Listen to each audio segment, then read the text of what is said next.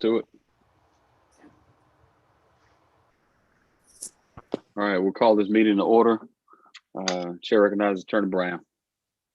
Good afternoon, Mayor and Commissioners. We'll request a motion to go into executive session for the discussion of pending or potential litigation, personnel, and real estate.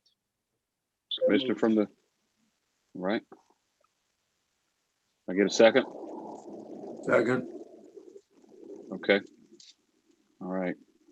We got a motion and a second. Commissioner from the 6th and from the 9th. Madam Clerk? Yes, sir. Mr. Clark, Yes. Ms. Davis, Yes, ma'am. Mr. Fenoy, out. Mr. Franum, out. Mr. Garrett, out.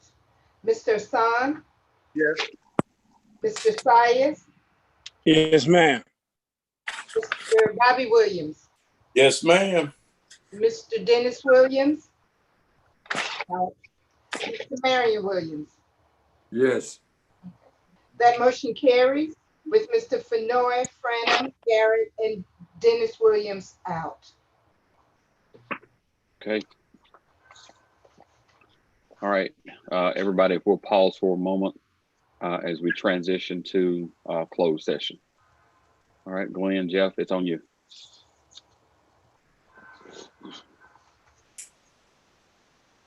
You'll click join, that shows up on your screens.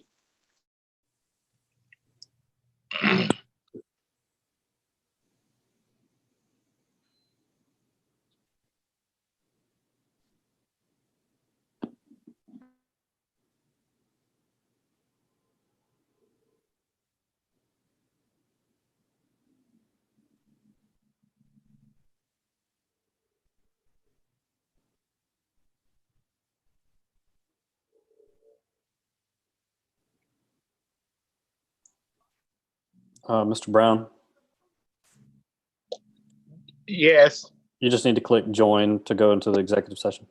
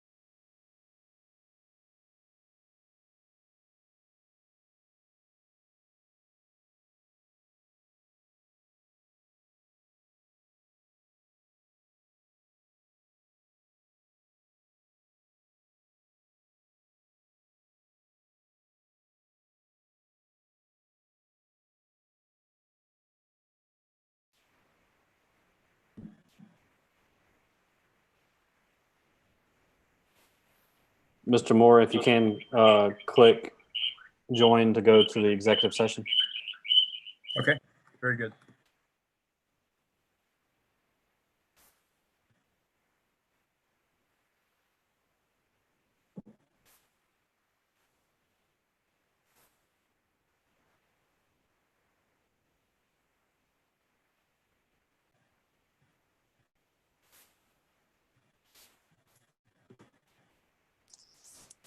might need to click the more button at the bottom. The lower button with, I see Commissioner Garrett, City of Augusta. Is that the one? City of Augusta? No, there should be a more button or a place to join the breakout room. It should be prompting you to join. There we go.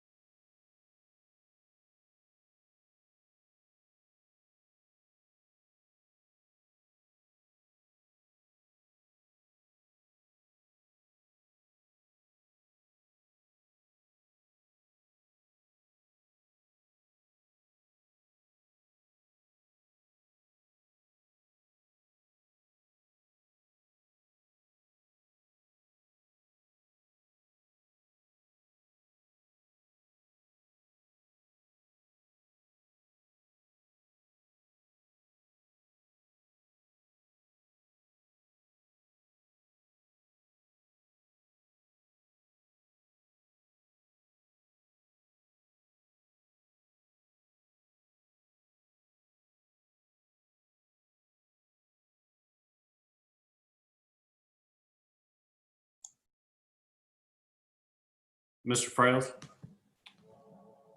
Can you hear me, Mr. Frails?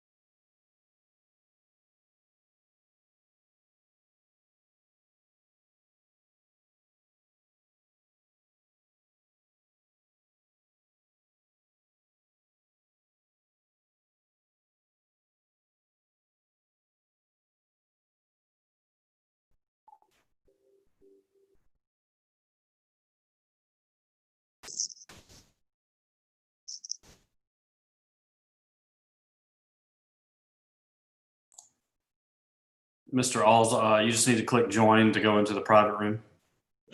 Click join. Let's see.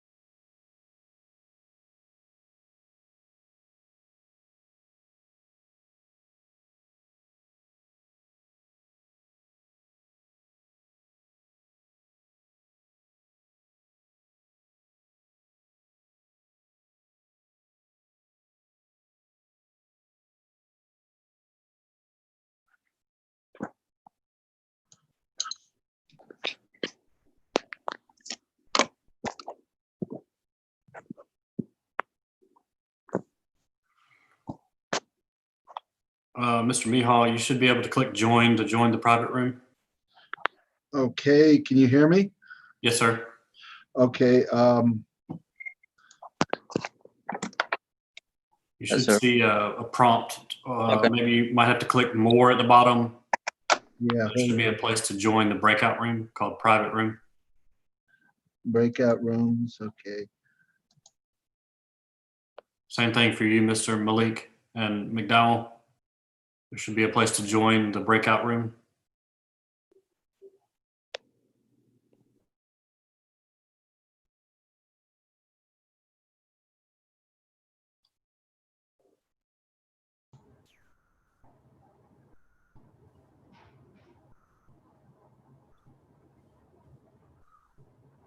Mr. McDowell, can you hear me? Yes. Okay, you should be able to click join to join the breakout room.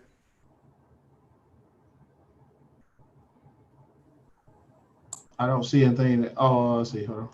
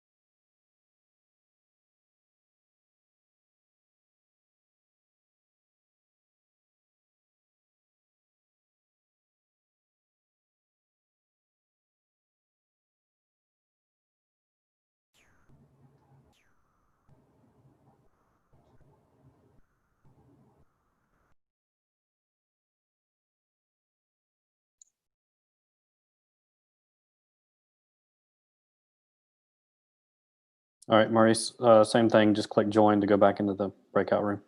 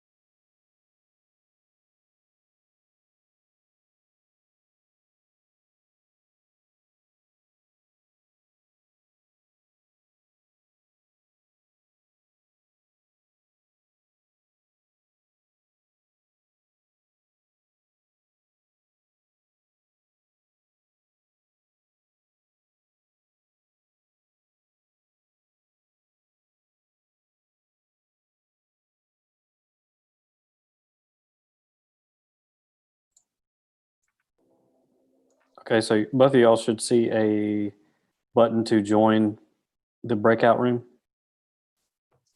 If you will, click join.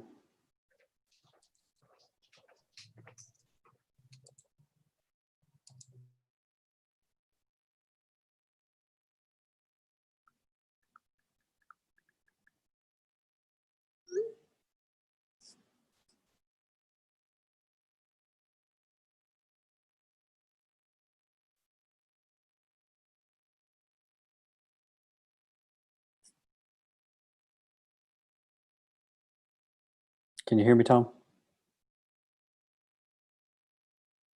You got, there you go.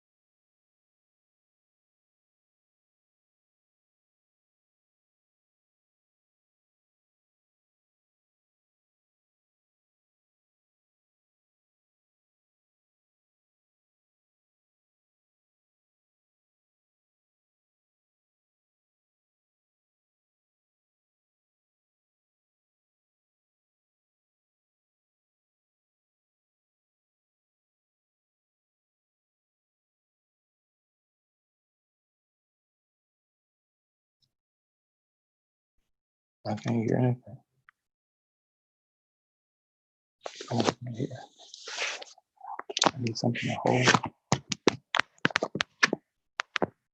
Mr. Sims, can you hear me?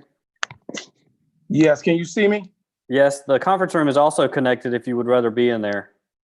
Yeah, I would. Okay, go back to the conference room computer. It's also in. You'll just have to connect the audio. How do we do that? Because I'm on the link. I see Zoom. It's already connected. If you go back into that other room that he was in, That's where we were. yeah, I just added it and I can see the room in there now. Now it says connecting to audio. Where is it? Never mind, we got it, bro. You see launching? It says connecting to audio. You'll have to select use internet call.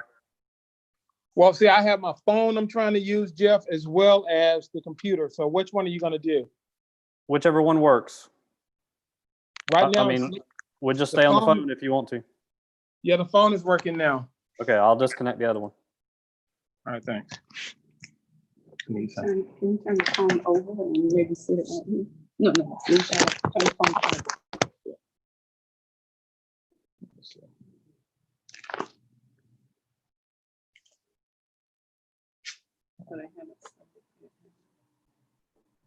They haven't started yet. I left my notepad over there. Just a legal pad for me. Where was it? Where is it? Just one of them, just a plain one. Okay.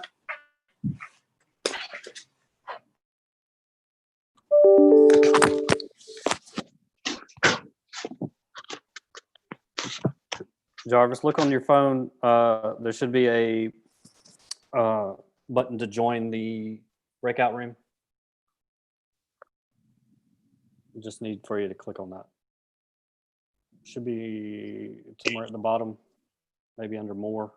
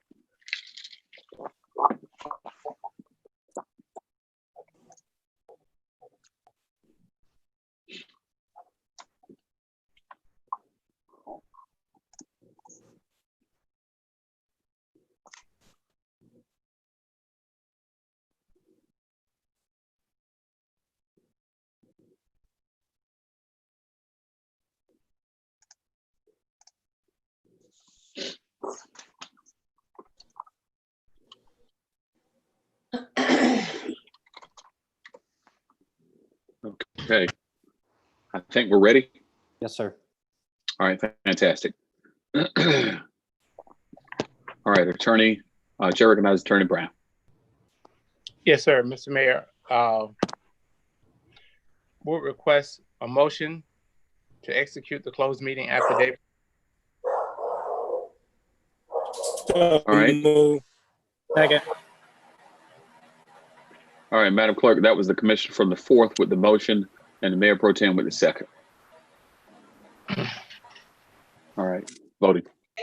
Mr. Clark, Yes. Ms. Davis, Yes, ma'am. Mr. Fenoy, Yes. Mr.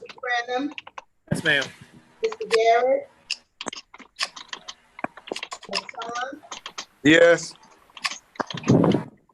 Mr. Stiles, Yes, ma'am. Mr. Bobby Williams, Yes, ma'am. Mr. Dennis Williams, Yes. Marion Williams. Yes. That motion carried with Mr. Garrett out. Okay. Thank you. All right, Attorney Brown. We have several motions. The first one being as Okay. follows. Attorney Brown, if you'll suspend for a moment. Okay, if I can get everyone to mute your phones, please. And your devices.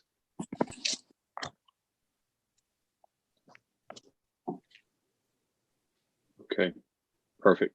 All right, Attorney Brown, continue, sir. The first motion would be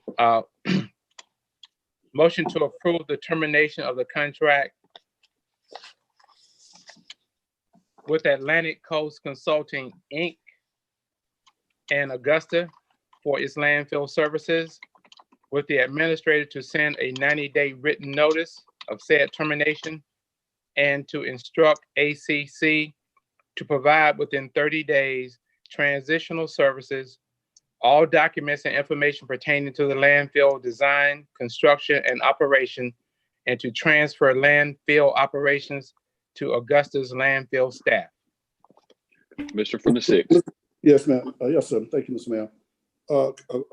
This is Attorney Brown.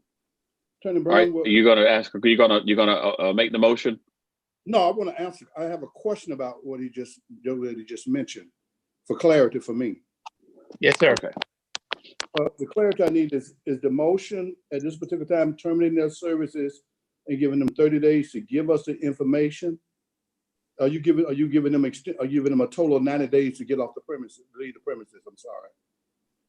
No, the contract is terminated now. Within 30 days, they have to provide those documents, hand over the field operations under the directions of the director of the landfill. I'm just telling them what they have to do within 30 days. Can you put that with the administrator's office? Or you don't have that in there at all?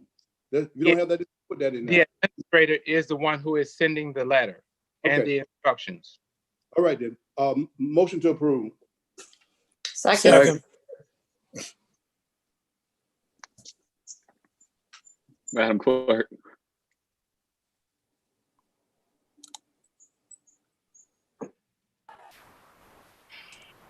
Ms. Davis, did you second that? Yes, ma'am. Okay. Mr. Clark, No. Ms. Davis, Yes, ma'am. Mr. Fenoy, Mr. Branham, Yes, ma'am. Mr. Garrett, No. Mr. Hassan, Yes. Mr. Sias, Yes, ma'am. Mr. Bobby Williams, Yes, ma'am. Mr. Dennis Williams. Abstain. Abstain. Mr. Marion Williams. Yes.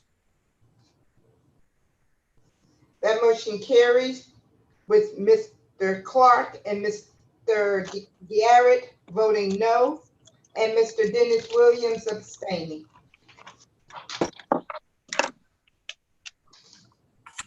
Okay. Attorney Brown. Thank you, Mr. Mayor. Motion to approve the hiring of Miss June Hamal, Hamal, as engineering manager with the Department of Augusta Engineering at a salary of $93,978. So move. Second. Voting.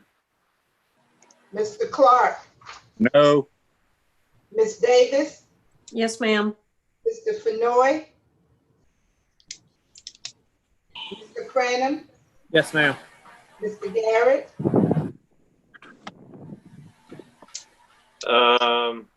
No. Mr. Hassan, Yes. Mr. Science, Yes, ma'am. Mr. Bobby Williams, Yes, ma'am. Mr. Dennis Williams, Yes.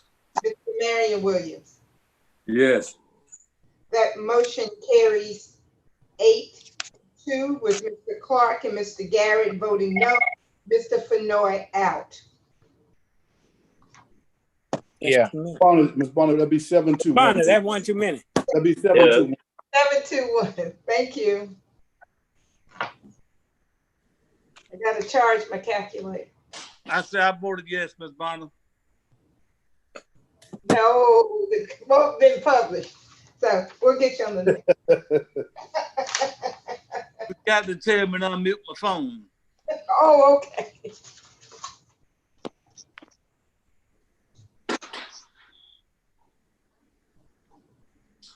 Attorney Brown.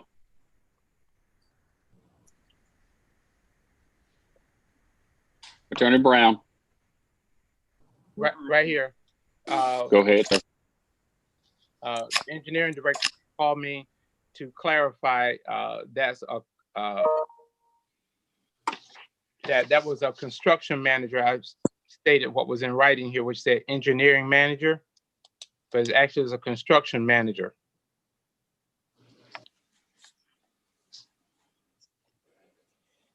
So what do we need to do? If you'll let me put the next motion on and come back to the other one, Okay. please. A motion to hire as engineering senior surveyor, Mr. Jacob Porth, Porth, at a salary of $58,500 in the Augusta Engineering Department. Second.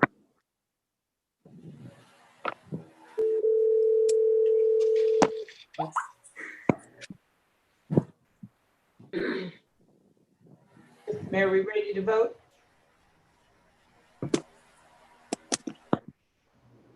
He's muted. Madam Clerk, go ahead. Voting. Okay. Mr. Clark, No. Ms. Davis, Yes, ma'am. Mr. Fenoy, Yes. Mr. Franham, Yes, ma'am. Mr. Garrett, Not at the salary. Mr. Hassan, Yes. Mr. Science, Yes, ma'am. Mr. Bobby Williams. He's out. Yes, ma'am. Yes, ma'am. Okay. He spoke up. All right, I heard him. Mr. Dennis Williams, Here. Mr. Marion Williams. Yes. Okay. That motion carries 8-2 with Mr. Clark and Mr. Garrett voting no.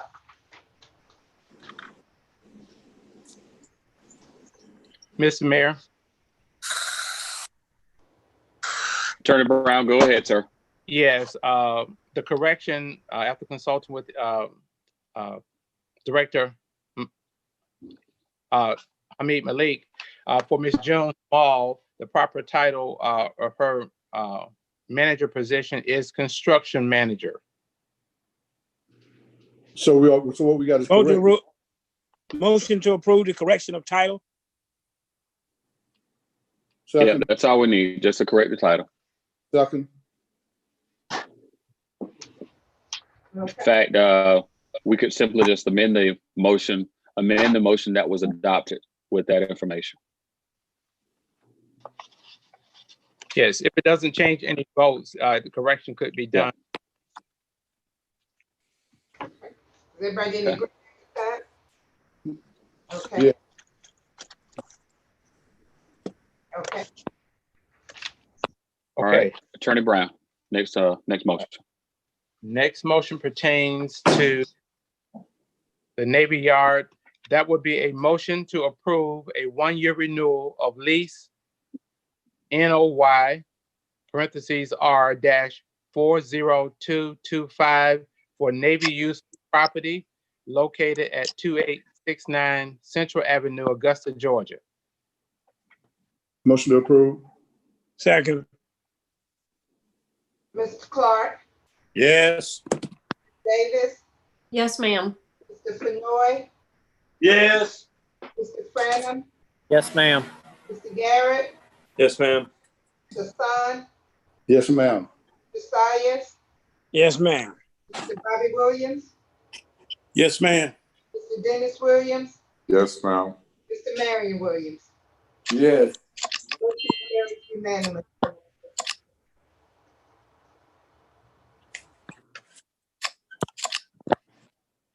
Madam Clerk. Yes, sir. All right. Mr. Nice motion. Next motion. Last motion, motion to approve the exchange of city property located at 1945, 1947, and 1949 Eagles Way and 1535 Carter Street, Augusta, Georgia, and Richmond County Board of Education owned property located at 1001 4th Street, Augusta, Georgia, and to authorize a closing of said exchange and to authorize the mayor and the clerk of commission to execute all necessary documents under the direction of a law department. So move. Second. Voting. Mr. Clark, Yes. Ms. Davis, Yes, ma'am. Mr. Fenoy, Yes. Mr. Franum, Yes, ma'am. Mr. Garrett, Yes. Mr. Son, Yes, ma'am. Mr. Science, Yes, ma'am. Mr. Bobby Williams, Yes, ma'am. Mr. Williams, Yes, ma'am. Mr. Marion Williams. Yes. That motion carries unanimously.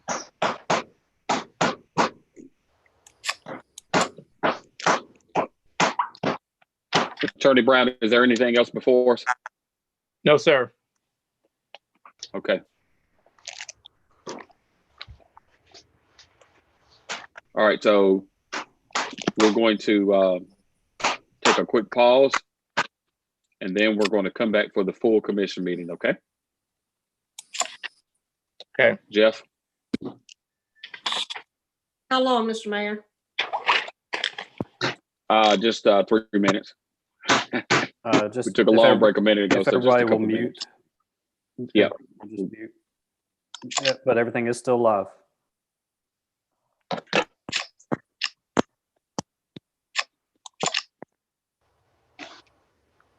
They didn't get me anywhere.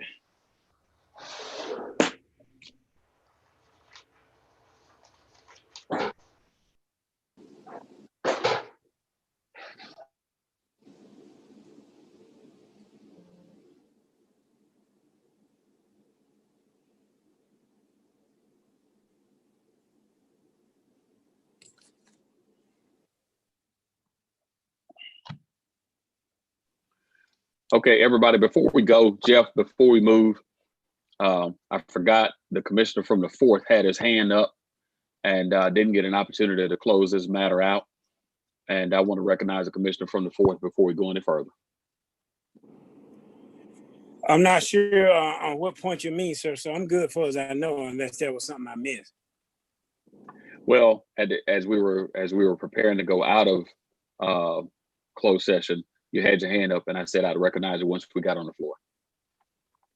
You can disregard my question. What I had been taken care of. All right, thank you.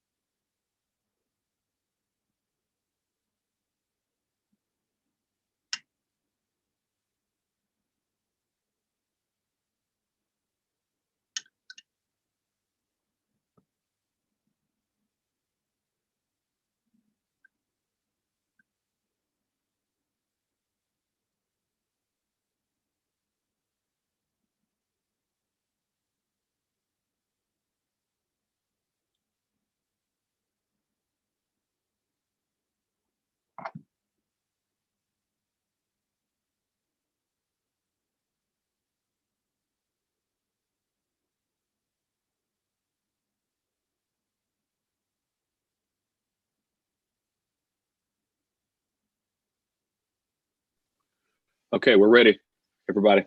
I'm gonna go ahead and get started.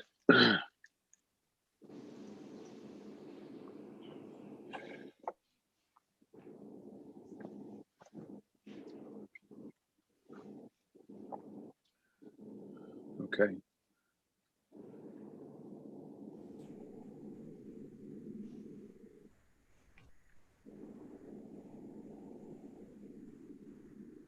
All right, Madam Clerk, Yes, sir. do we have Administrator Sims on at this point? We Okay, there he is. I see him. All right, very good. All right.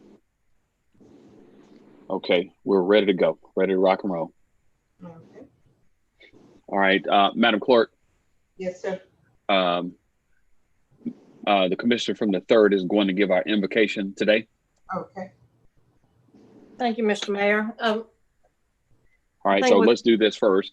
We'll go ahead and call the meeting to order. Chair recognizes Madam Clerk.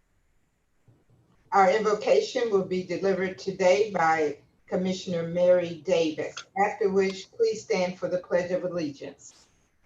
We can stand now for the invocation. I found this prayer and I thought it was appropriate with what's been going on in our country and in our world. So, dear God, we are needy of you. We're aware more than ever of our own weaknesses and of the struggle with dark forces that try hard to divide us and gain more ground. We say no more. We stand our ground. We ask that you would fill us with your spirit of love and unity among believers all across this nation. We ask that you would help us to set aside our differences and look to the greater cause, the cause of Christ. We ask that you would help us to truly live a life of love. We know that this is only possible through the power of your Spirit.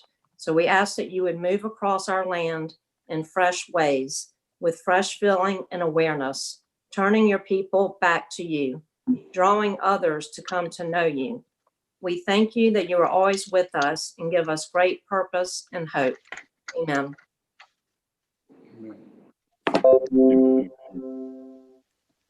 Pledge allegiance To To the flag flag of the United States of America, and to the republic for which it for which stands, it stands, one nation, under God, indivisible, with liberty and justice for all.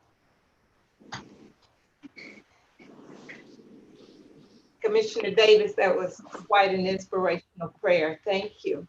Oh, thank you, Ms. Bonner. I concur.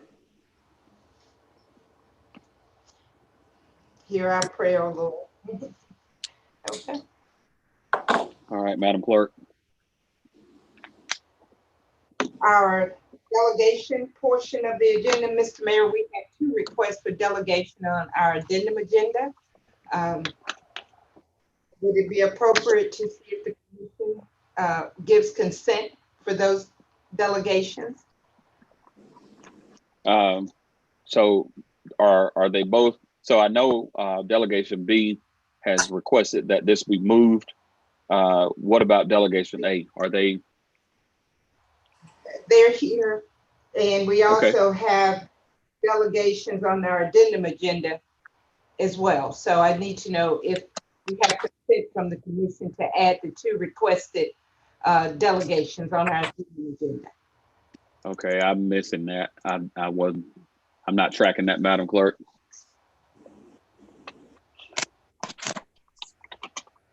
Do you need me to send you the addendum agenda? Is that? What is it? Sorry. Yes. I'm looking for your emails to see if it's there. So. Yes, sir. I sent it out on Friday evening. Okay, on Friday evening.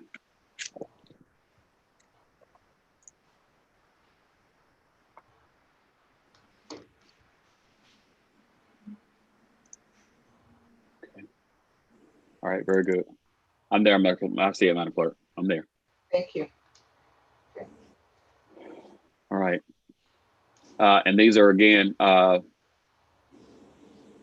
we have delegation A under the regular agenda and delegation 1 and 2 on the addendum agenda. Okay.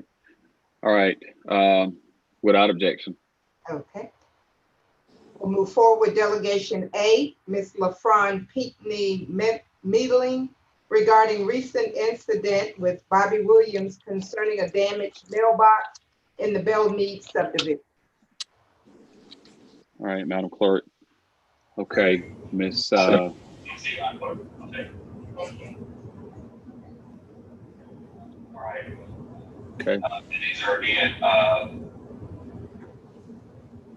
We're waiting on Ms. Pinckney.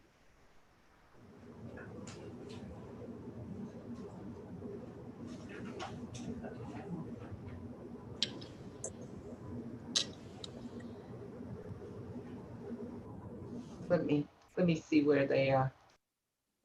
Okay.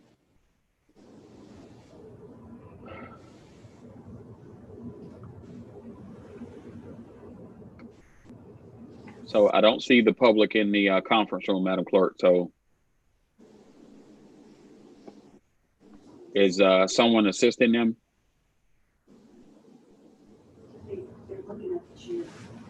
Okay.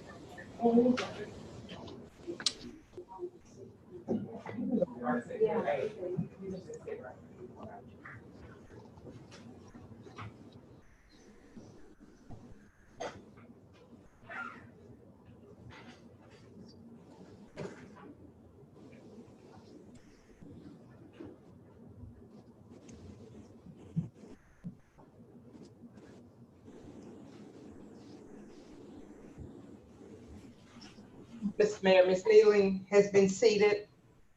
Okay. All right, fantastic. Ms. Millen, good afternoon. We are going to give you 5 minutes. If you would, state for the record your name and your address, and if you'll proceed with your comments. My name is LaFon Pinckney Milling. My address is 2948 Rolling Wood Drive, Augusta, Georgia, 30906. I am the wife of Alan Milling, the owner of Milling Ventures, a minority trucking company based out of Augusta, Georgia. And I wanted and requested this opportunity to talk to the panel regarding an incident with Commissioner Bobby Williams. This incident transpired on April 8th, and it was as a result of an incident or accident on a construction site on April 7th, wherein a dump truck owned by Milling Ventures hit and damaged a mailbox at 2404 Bellmead Court. This home or residence is adjacent to Commissioner Bobby Williams' home. All right. The driver of the truck and the site foreman informed us of the incident. A report was not filed with the Richland County Sheriff's Office.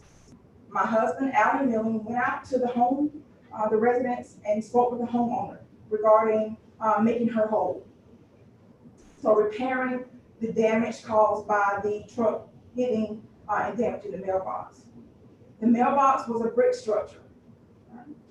The homeowner advised my husband that she did not want a brick mailbox rebuilt. She actually pointed to a mailbox that was in right across the street from her, saying, "I want a mailbox like that. I want a new style mailbox." We didn't get any type of signature from her. Nothing was documented. It was just a conversation between her and my husband. I will say this is an elderly individual, but she is lucid and articulate. It was not a situation where this was a person who could not make a decision on her own. On the 8th of April, that afternoon, my husband and I went out to the site to remove debris caused by the accident. And we were out there for a few minutes, and the homeowner came out and stated to us, "Hey, you guys don't have to be doing this. The city's going to take care of and repair this mailbox." And we asked her who she had spoken with and who had provided her with that information. And she says, "Bobby lives right across the street. He was out here this morning with the supervisor, and they were, I guess, surveying the areas," basically what she said, and that comment was made that the city would repair the mailbox. And again, she stated that Bobby lived right across the street, pointed to his residence. And she said, you all go over there and talk to him, because you guys don't have to do this. So we drove right across the street and spoke with Mr. Williams. He was actually standing in the door by the time we made it up the driveway to his porch. And my husband introduced himself and said, hey, so what's going on with the mailbox? So I'm across the street, prepared to repair the mailbox, and the homeowner is telling me that the city is going to take care of it. Mr. Williams's words were, yeah, man, the city's going to take care of it. The city has plenty of money. Don't worry about anything. You don't have to remove any debris or anything. And my husband says, well, who can I get to confirm that? You know, so Mr. Williams then called somebody on the cell phone that he has. And we don't know who he called, but my husband recalls that the contact name displayed on the phone was somebody C. Taylor. All right, my husband asked, hey, I'm here in the neighborhood, we're in Bellamy, we're here to repair a mailbox, and Bobby Williams is telling us that we don't have to do anything, that the city will take care of it. This person substantiated what we told him that Bobby Williams had told us. So we proceed to leave after that. No quicker than we can get out of the neighborhood, which the neighborhood is only a few feet from Golden Camp Road. The Reeves construction manager calls us and say, hey, the city is contacting us about this damaged mailbox. When are you guys going to make the homeowner whole? And we're like, well, we're out here right now, and we were told that the city was going to take care of it. So we ended that phone call. We turned back around, went back to the homeowner, and advised her, hey, this is not the city's responsibility. We are going to make you whole. You explain to us what it was you wanted, and we proceeded to continue to remove debris and install the mailbox. It was about 30 or 40 minutes later that we recognized that we needed some more supplies. And I will state that once we turned back around and went back to the homeowner's residence, that Bobby Williams stood in the door and watched us. Okay? So we left the residence to get some additional supplies, and we returned like an hour later to find Bobby Williams and some folks that we did not know at the time who they were, standing on the lot at the stop sign, because this is a corner lot. So it's a relatively large yard. We pull up to where we were installing the mailbox and found that the mailbox post had been removed, the hole had been covered up, and everything, all our supplies that we had left there were just laying to the side. Bobby Williams approaches us, telling us to leave, that the city's going to take care of it, and that he didn't want us there. Okay, so we're like, okay, well, we've already discussed this with the homeowner. We are here to repair this. This is not the city's responsibility to repair this mailbox. He began to get irate, all right, telling us to get our SHIT and get out of there. And it is at that point that the words were exchanged. I advised him that he was not the homeowner and that we would not leave that residence because he said to do so. I learned that the persons that were in the drive or in the yard at that particular time was one of the homeowner's sons and a couple of a neighbor, all right? And so we were able to communicate with the homeowner's son because the situation had escalated to a point where there were just a lot of things being said. Bobby Williams was kind of throwing his weight around, telling us that he was the commissioner out there and that we basically going to do what it was that he told us that we were going to do. And we in no uncertain terms advised him that that wasn't happening on that day. And my husband spoke up and said, hey, I know a commissioner as well. You know, I know Mary Williams. How about I call him? And it was at that point that Mr. Williams began to like flay his arms, drop the F-bomb, cussing, screaming. It was ridiculous.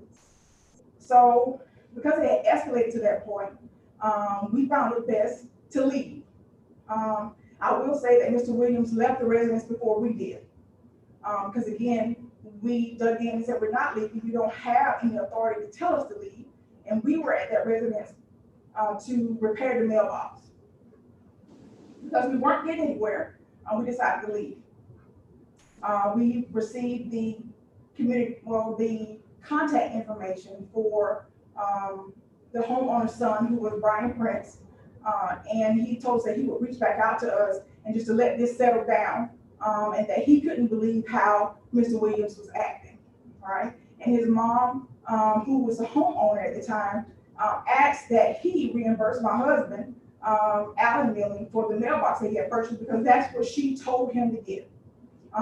And so we left, and no sooner than we could get home, we had the dispatcher from Reed's Construction calling us, telling us that we had been removed from that project.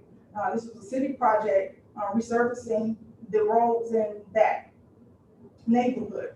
So they told us that we had been removed based on a request of Bobby Williams, that we could not work on any contracts with the city. And so we were reassigned that day. We unfortunately were impacted from a monetary standpoint because we were put on another project that the pay was comparable. So on that night, I reached out to the Mayor Pro Tem. We reached out to Marion Williams. I reached out to the mayor via LinkedIn to advise those persons of what had been going on, or to advise them to reach back out to me. The Mayor Pro Tem called me back, and I explained to him what happened.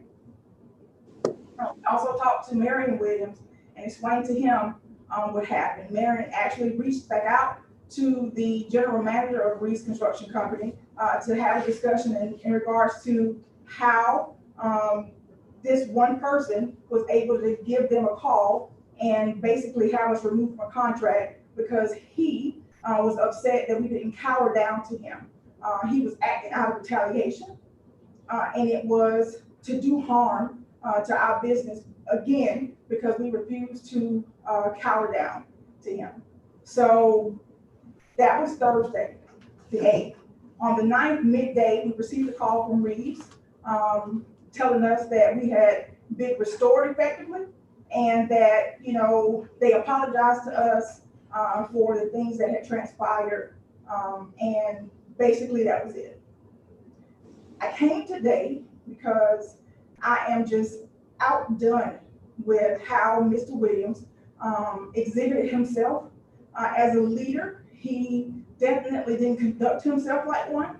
He was untruthful in his dealings with the homeowner, with us, about the city being able to or going to repair the mailbox, which we weren't ever looking for anybody to make the homeowner whole other than ourselves.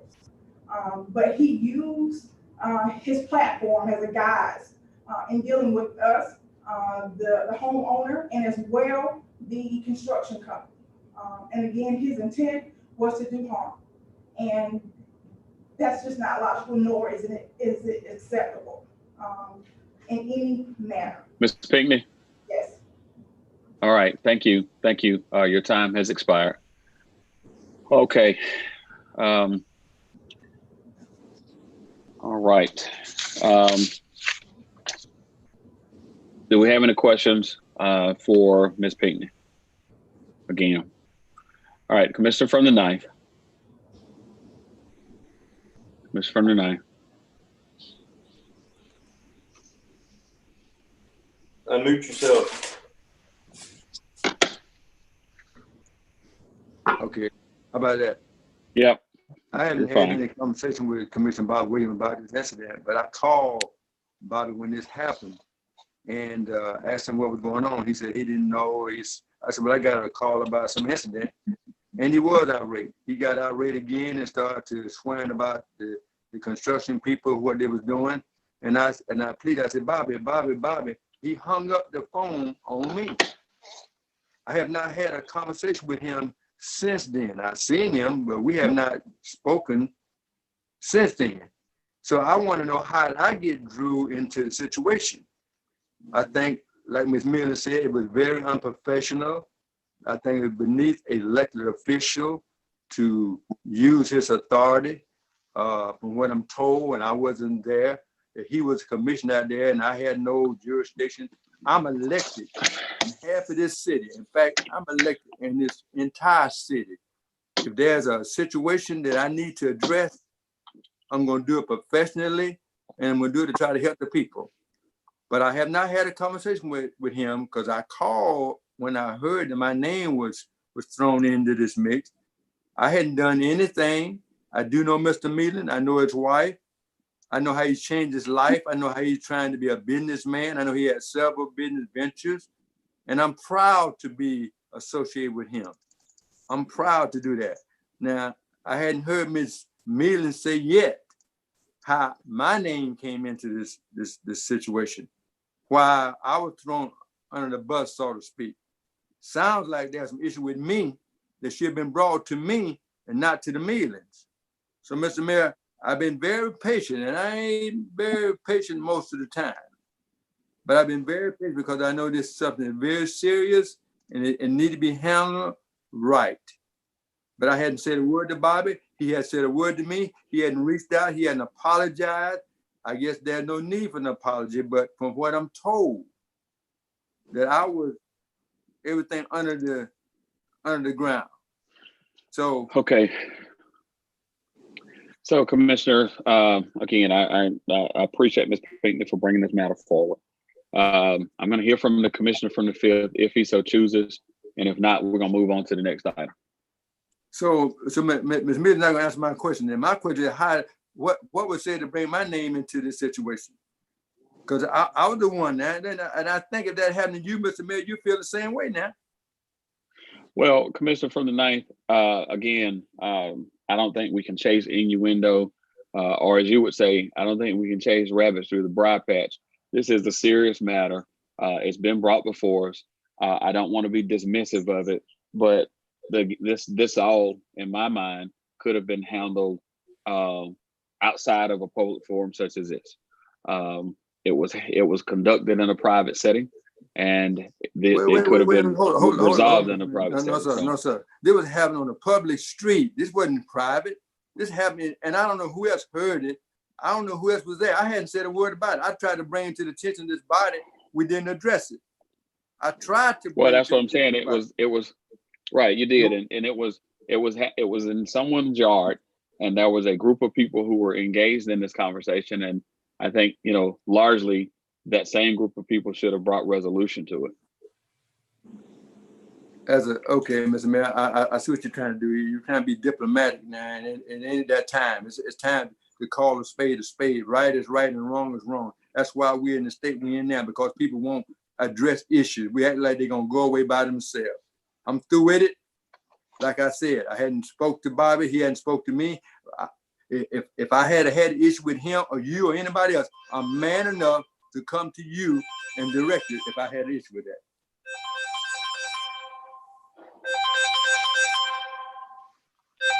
All right, thank you.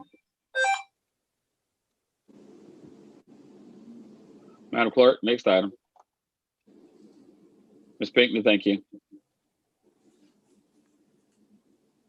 Our next delegation is Reverend Christopher G. Johnson, Greater Augusta Interfaith Coalition, regarding support for the Census Count Initiative.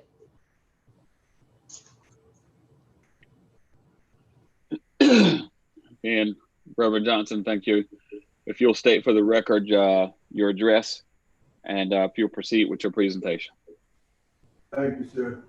Honorable Mayor Hardy Davis and the Commission. My name is the Reverend Christopher Johnson. I live at 2724 Boardshead, 30907 in the fantastic 7th district.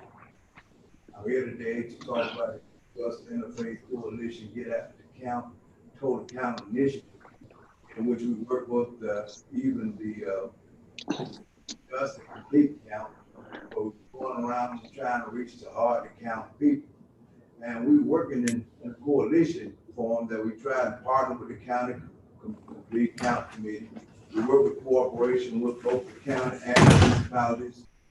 We also bring with us a team of volunteers who will volunteer their time and their efforts to help us to count the ones that are hard to count. We also bring internet hotspots and tablets to the sites and the collection sites for the citizens so that we can actually get the census information from the ones that don't claim that they don't have access to the internet, claim they don't have access to the mailboxes, claim they don't have access to sign up. We propose that the third day of each month be set aside as Richmond County Complete Count Census Day. Since the census program been pushed all the way back to October 31st, what we're doing in our working counties that we're working in, we set aside one day out of the month in which we're going into those counties in which we have Complete Count Census Day. And we're bringing the tools with us.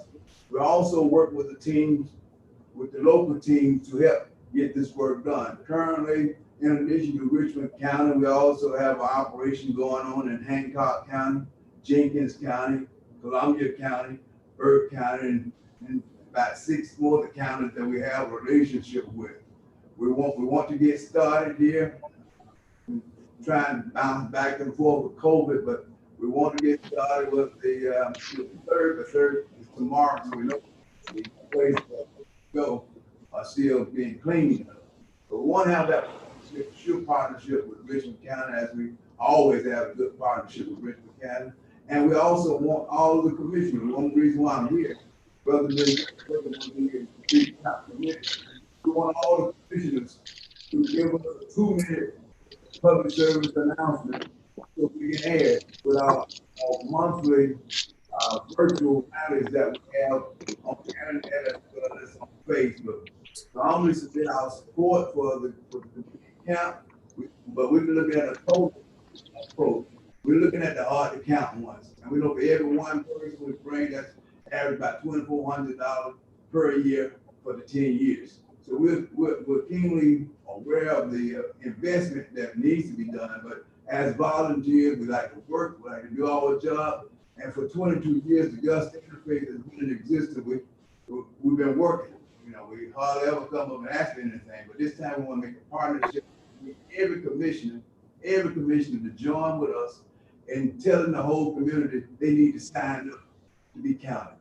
That's why we're here, and also submit the information to you exactly how we approach it, how we want to approach it. That's why we're here. Thank you very much, sir. Thank you. Thank you. Any questions?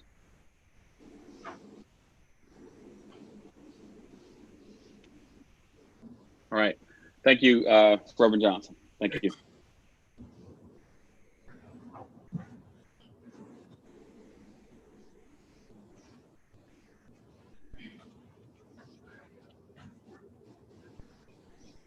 Our next delegation, Ms. Denise Trainer, Chairman of the Transit Citizen Advisory Committee, regarding a committee report.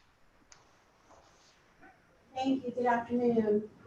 My name is Denise Trainer, 631 Bowler Avenue, Augusta, 30904. Today is twofold. Mr. Mayor, can you ask Ms. Trainer to speak up, please?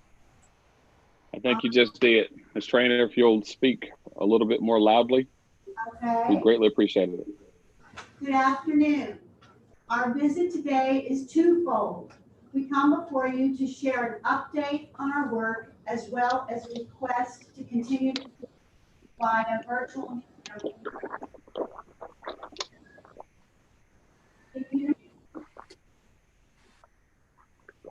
Ms. Trainer, continue. The Transit Citizens Advisory Committee shall be constituted to advise the Augusta, Georgia Commission, the mayor, the Public Transit Department on matters to the APT, to meet with local community, review, and provide input on issues regarding transportation program administration. That's why we exist and why we're here today. This is a time for us both. I invite the commission to see if we are completing our mission. This committee is glad to report that the much overdue shelters have arrived, but we cannot overlook the fact that with 600 bus stops and only a fraction of shelters, I believe 17 were initially approved. We are not currently adequately meeting the needs of our consumers to have a clean, safe, protected place to wait for a bus to arrive. We appreciate seeing new buses on the road, but are aware of a need to have more on hand when breakdown occurs, which with equipment old as 15 to 20 years is predictable. Over the past year, we have reviewed reports on arrival points that have improved, but not yet met their operational standards. We appreciate being able to witness progress when it does happen. Unfinished business includes repairs to sidewalks, curbs, bus maintenance, and meeting ADA accessibility standards for all of our consumers remain a concern. Meeting ADA accessibility standards for all of our consumers remains a source of concern and continues to isolate our citizens. Collaboration with the Board of Elections has produced new locations that better meet the needs of voters who arrive at the polls via APT, and that work is ongoing. We congratulate the body for recognizing the vital need for transportation by the public during the COVID-19 outbreak and for taking measures to protect essential employees, our bus drivers, including providing masks and sanitizer and directing passengers to enter at the rear of the bus, as well as providing a pay raise to them. We strongly urge the Commission to dedicate sufficient resources, thereby acknowledging that mass transit is a driver of our economy and not simply a convenience. We urge expansion to Columbia County and to South Augusta as soon as possible. The needs in both of these communities is enormous and deserves our attention. Its lost funding only meets the needs for infrastructure. Other funding resources must be considered. Continuity in planning and the execution of plans has at times been problematic.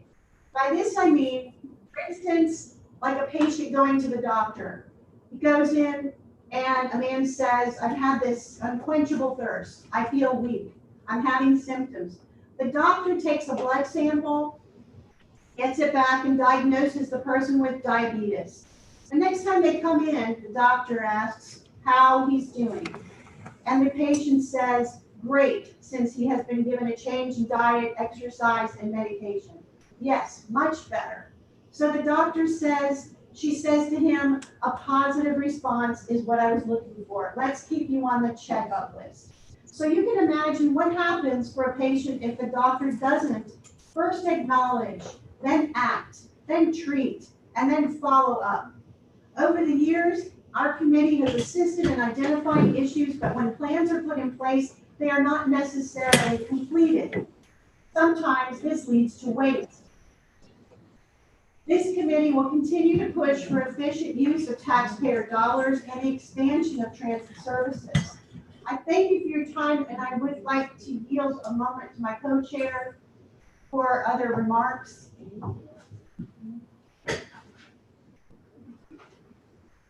Okay. Hey, how are you all? Thank you all for allowing me this 1 minute. And what Ms. Trainer was just doing, first of all, my name is Galen Toole. I am the Vice Chairman for the Transportation Citizens Advisory Commission. I'm a legislator appointed by Commissioner Hassan, as well as the ADA advocate representing Walton Options on the TSAC. My biggest question, as Ms. Trainer was just saying, these are some of the things that we've been doing. We've been in existence for approximately 12 years. However, in those 12 years, we have only had one commissioner to attend our meeting. That is Commissioner Hassan, and that was after I asked him to come. My question is, our question is, as the TSAC, is based on the attendance of the commissioners, based on the fact that we submit minutes into the portal and they're not read, based on the fact that, as Ms. Trainer said, we come up with ideas and things that we suggest that would improve public transportation, but they're never considered. We were just curious as to what priority do you place on us as an organ which you established. And if that is indeed the case, then we need your support. We need your support. Public transportation is an issue. I myself am a blind individual. There are several disabled people in this community. We need public transportation. And I am sure that the Chamber of Commerce, the South Augusta Economic Development Authority, and other businesses and merchants will attest to the fact that they need public. So again, not to belabor the point.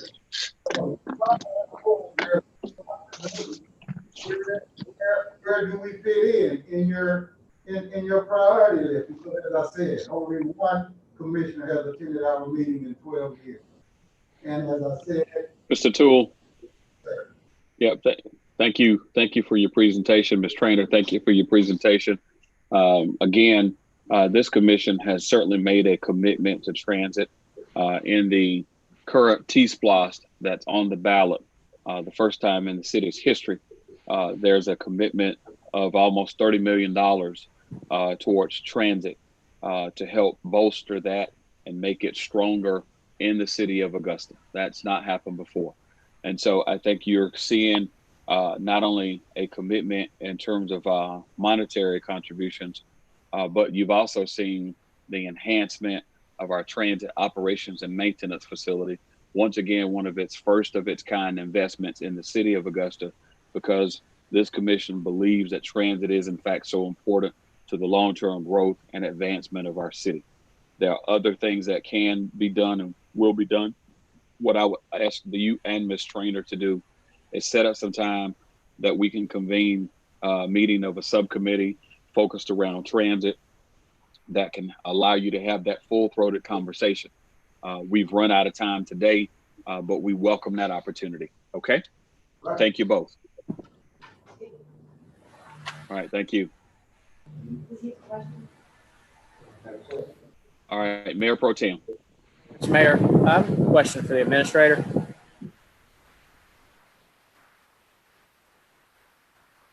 Administrator Sims. Ready? Go ahead. Okay. Yes, sir. What is the status of the new transit center? I mean, it's not open, and it seems like it should be open. Like, why, and what's going on there? Mayor Pro Tem, our transit director, Sharon Dowdery, is available to kind of give you more details about that. I do know that we did run into some delays, but at this point, I think we're close to having it open, and we can have Ms. Dowdery provide you all an update on this matter. Do you have any ideas of the time frame? I don't want to say a date, and I'm not certain, so let me follow up with Director Dowdery on this matter. Yeah, I'd appreciate that from my end. Thank you. Thank you, Mr. Sure. Moore.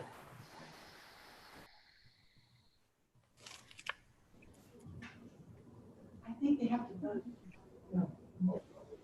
For the virtual. Oh. so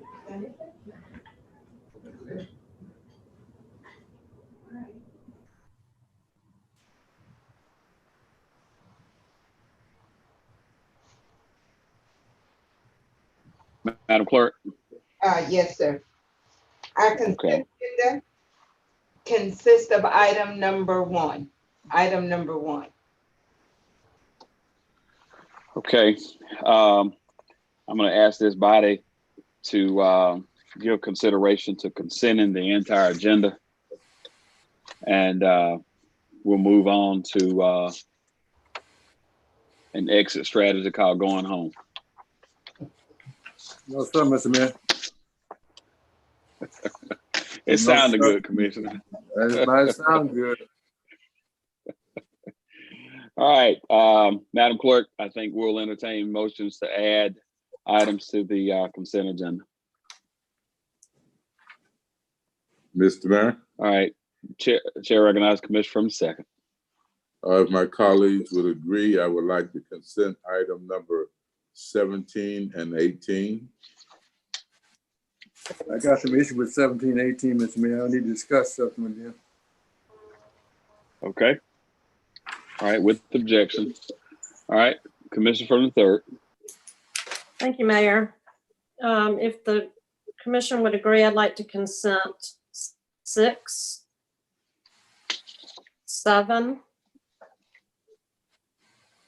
8, and 9.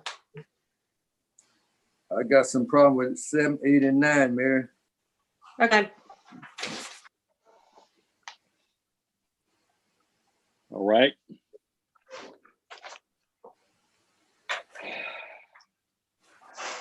Anyone else? Like to consent item 22.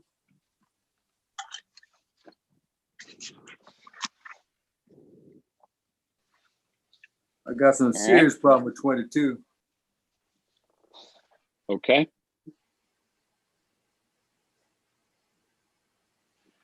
All right, Madam Clerk, I think that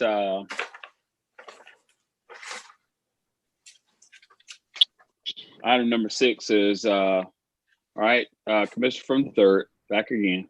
Can I ask, thank you, Mayor. Could I ask for 2 more considerations, 29 and 31?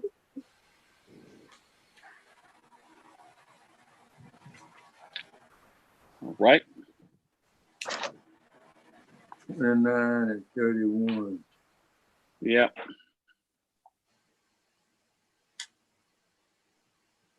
Yeah, I think they look good. And it's grant money that comes Yep. from the CARES Act, $525,000 for our rural transportation.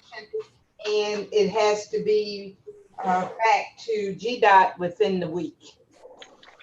Yep. All right. Without objection. Item 31 was okay. Without objection. Okay. Mr. Mayor, can you check and see why I'm not showing? I see my, what's called, I don't know how it done got off the screen. Yeah. I'm not sure how you got off. We'll text the appropriate folks. I don't know what's going on. Looks like you're sandwiched in between. The camera is flipped around. He needs to hit the flip button on his camera. On my camera? On your camera, on your phone or iPad, whatever you have. Got an iPad. So what I need to do here? Okay. All right. If you'll touch the. All right. Can we have somebody walk over to the conference room that he's in? Yes, sir. All right. Fantastic. Let's do that. Commissioner Son will come into. I know, but we're gonna get to you. We're trying to move quickly here. All right. Mayor Pro Tem. There, we should start meeting in person. Mr. Mayor? All right. I'll just see if there's any objections to number 30. 30.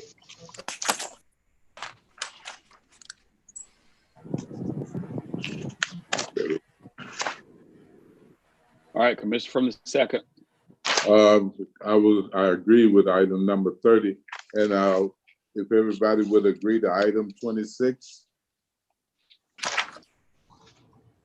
Item 30 and 20. I got some issue with 26. Okay. All right, 30. All right, so Madam Clerk, all right, Commissioner from the 4th. Just one quick question. I support item 30. I just want to ask the attorney a question. Does it require 2 readings? If so, yes. We can, we will have to put that in there as part of consent. Yes, it would. Right. So do we need to do a separate and waive the second reading, or can we do that in the consent?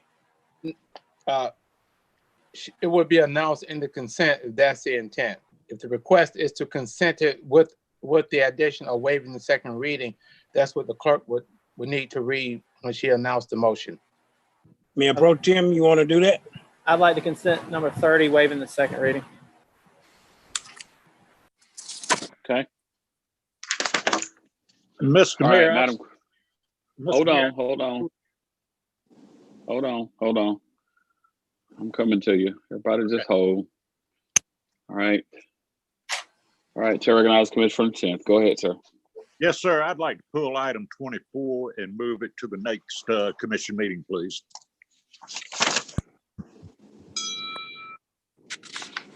All right, that sounds excellent. Thank you, sir.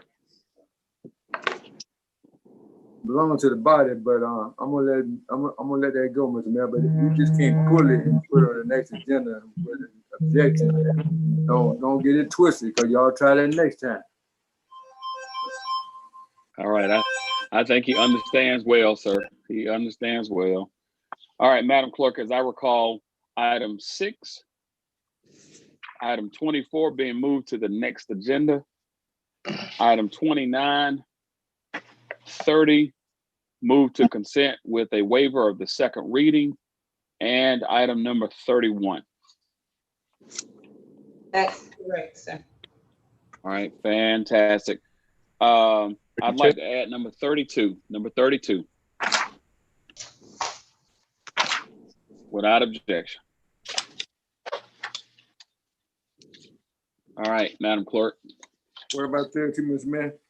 Want to add it to the Item consent. number 32, adding to the consent agenda.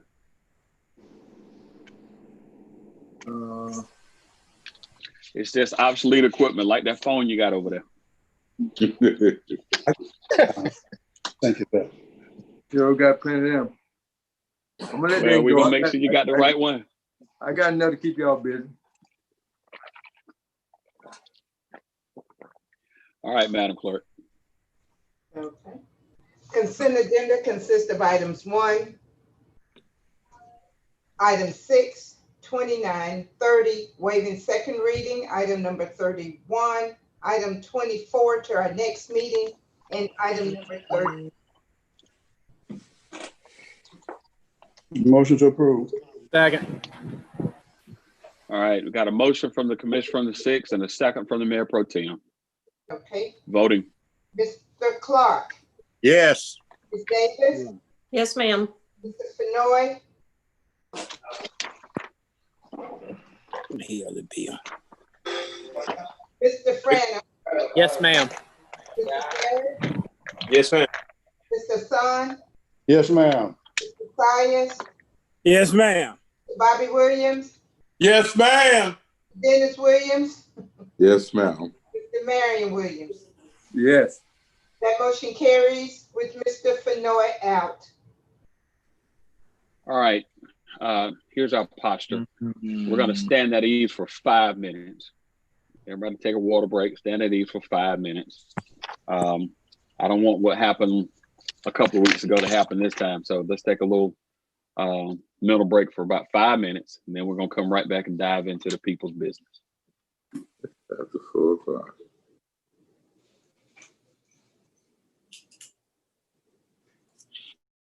Because this is a live meeting, I would ask everyone, let's do this. We're gonna mute everybody.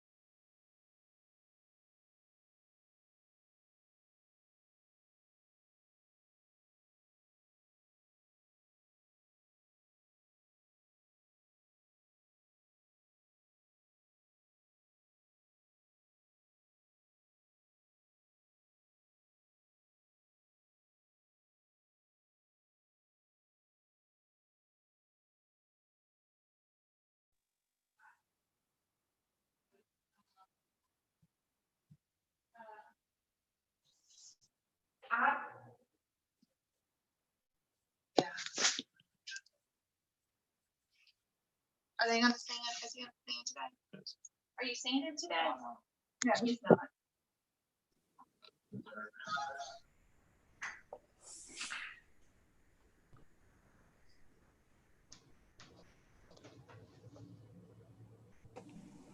Okay, we getting everybody back. I'm here, Miss Mayor. Madam Clerk, you say you're here? I'm here, sir. The lawyer, well, we good. the lawyer is always here. All right, very good. We got everybody we need then.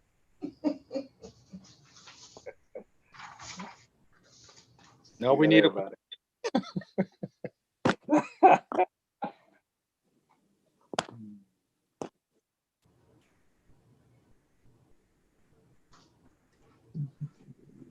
Are we ready, Mr. Mayor? We are. Okay. Call your attention to item number 2. Ms. Walton.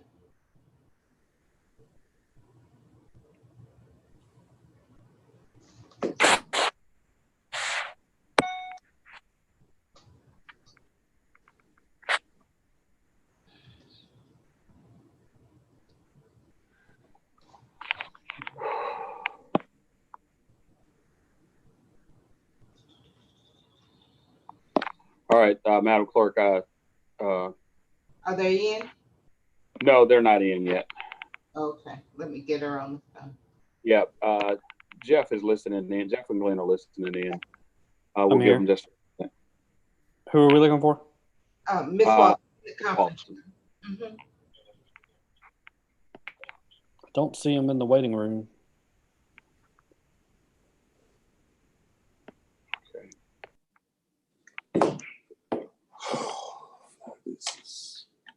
Well, we'll go to 2 and we'll see if we can get that worked out. Let's see. Okay, let's do this. Is she identified as public? Yes, sir. In accordance. Okay. No, sir. Well, according to the ordinance, they have to give their name and address. But if you want to, Miss Bonner, we got Miss. Okay, we're ready. Miss Walton. Good afternoon. We have an alcohol number 20-13. It's a request by Jen Quan Lin for a consumption on-premise liquor, beer, and wine license to be used in connection with Red Crab located at 3206 P. Georgia Road. There will be Sunday sales. This application has been approved by the Sheriff's Office and Planning and Development. We did not receive any calls concerning this location. Okay.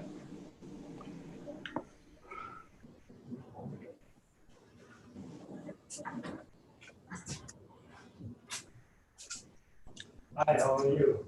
My name is Liu Jinchen. From 240 Happiness Drive, St. Augustine, Florida. Georgia. Okay. Thank you. Move All right. for approval. All right, thank you. Commissioner from the 2nd, got a motion to approve. Correct. Second. All right, Commissioner from the 10th with a second. Mr. Clark. Mr. Mayor, I got a question. Everybody suspend. All right, Very Terry, good. 9th. Go ahead, sir. Is this a new location? Yeah. Mr. Williams, a restaurant is in there. This is new for alcohol. New for alcohol, but it's an established restaurant, so 50% of their sales will be with food, all right? Yes, sir. Okay, I just want to clarify that, that's all. All right, Madam Clerk, voting now. Mr. Clark. Yes. Ms. Davis. Yes, ma'am. Mr. Fenoy. Mr. Franham. Yes, ma'am. Mr. Garrett. Yes. Mr. Hassan. Yes. Mr. Sias. Yes, ma'am. Mr. Bobby Williams, Yes, ma'am.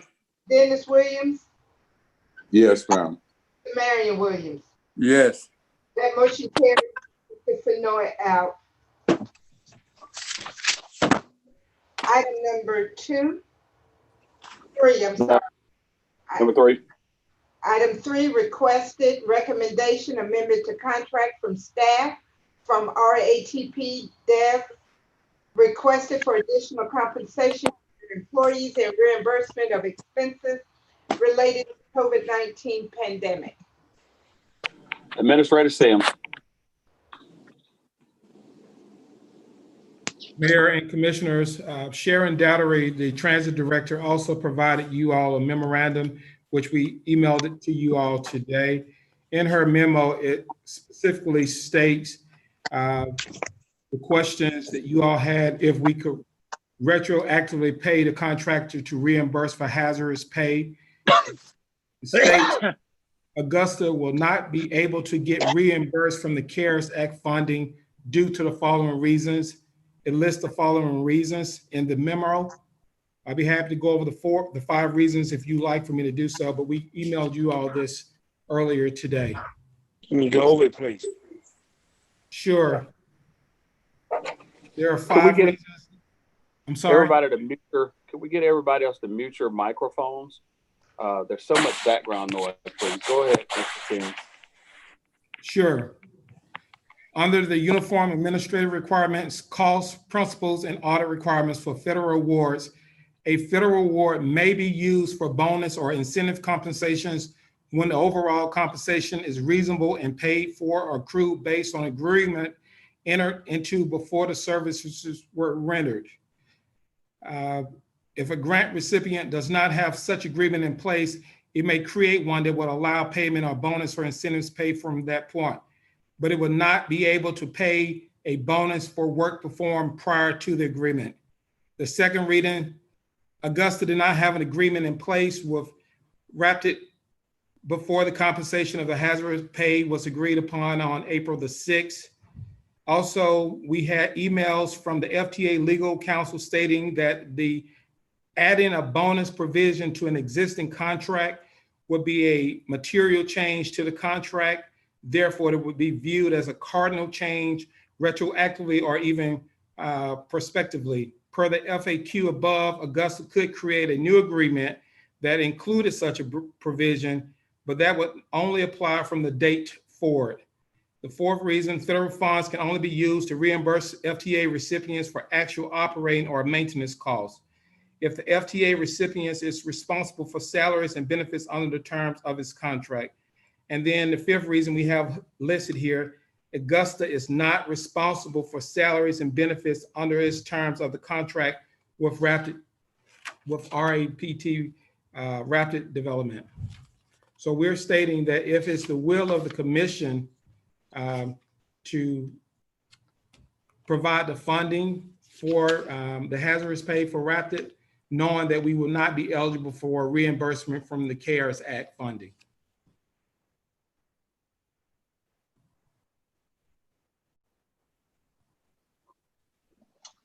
Okay, Commissioner from the 2nd.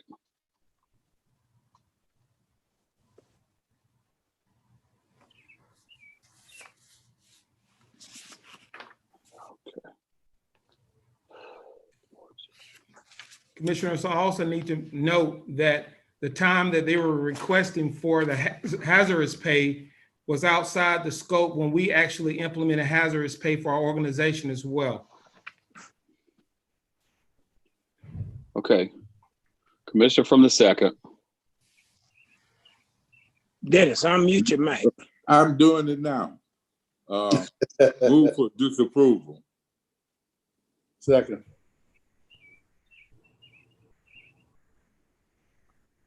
All right, I got a motion and a second. Was that a motion to disapprove? Yeah, hold on. So we got a recommendation. There is a recommendation from Transit regarding what is allowable, which reflects the $5,367.47. And that is regarding the additional cleaning supplies from the company during this time. Okay. All right. So we've got a motion and a second.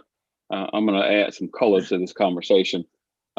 We predicated this largely around CARES Act reimbursement. Initially, this conversation came to us as a request for a pay increase for the transit workers. And there was the desire of this body to look at how that might be done. And the question was around CARES Act. I think we need to abandon the conversation around reimbursement.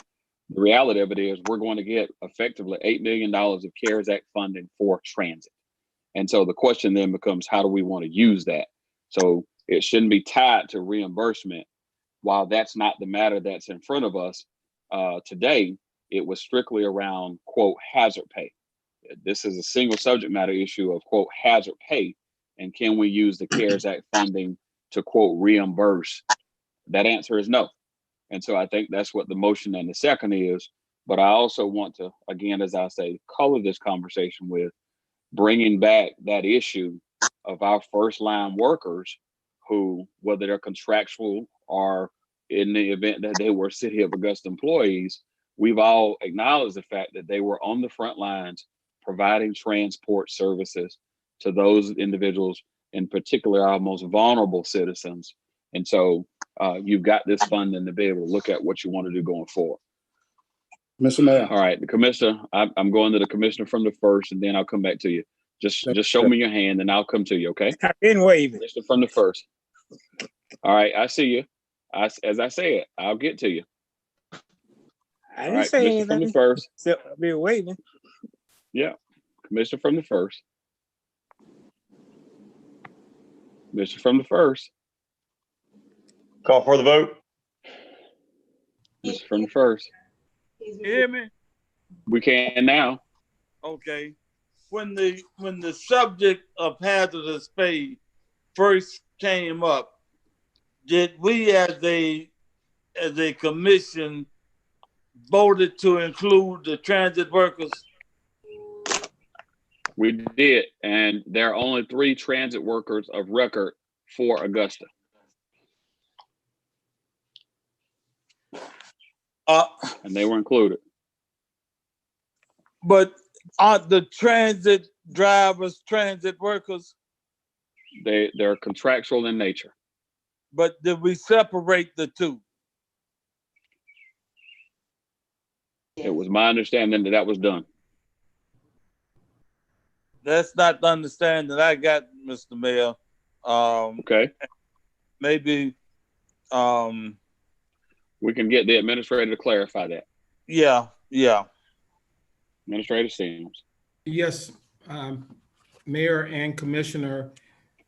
When it was approved, we indicated the transit employees, we indicated our employees, if the commission desires to approve, this would be approving hazardous pay for contractors. The employees who are Augusta employees who work for the transit were approved for hazardous pay. Hold it. So you're saying that when we voted, we were not including the transit drivers? Correct. We included the transit employees that are Augusta employees.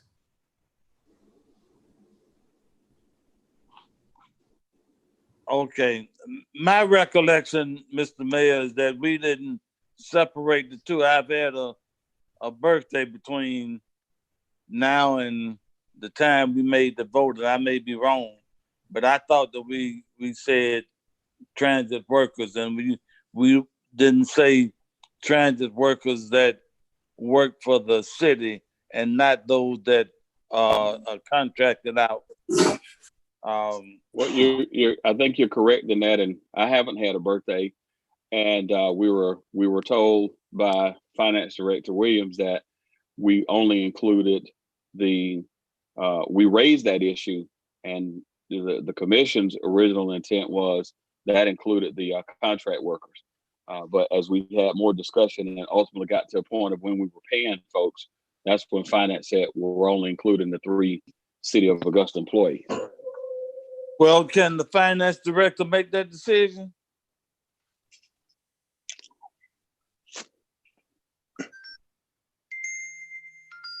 Hello? I don't know who, is the question to me as the administrator? I'm asking, can the finance director make that decision? Wouldn't that be a commission decision? As far as from my perspective, that's what I've stated, yes, sir. If there's the will of the commissioners to pay the contract to the transit employees who are contractors, then yes, that would be you all's decision. As far as when we recommended for transit for those 3 employees who are Augusta employees, those were the ones included.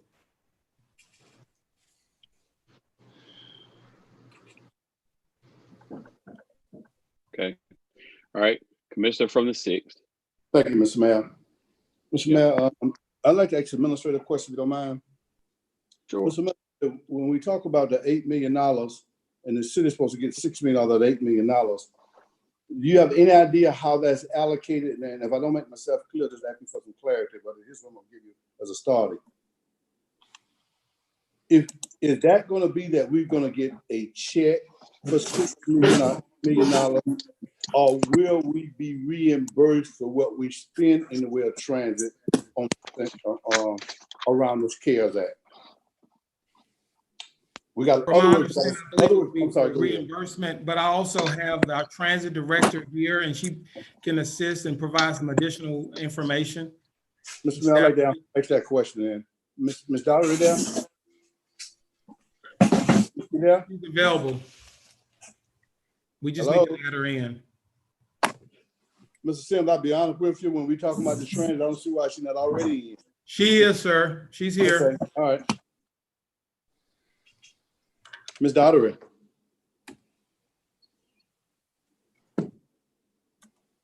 Mr. Mayor, you can let me know. Hassan, if you're this, yeah, hold on just a minute, Commissioner Hassan. She's in, but we're gonna get her audio here. Just pause for a moment, sir.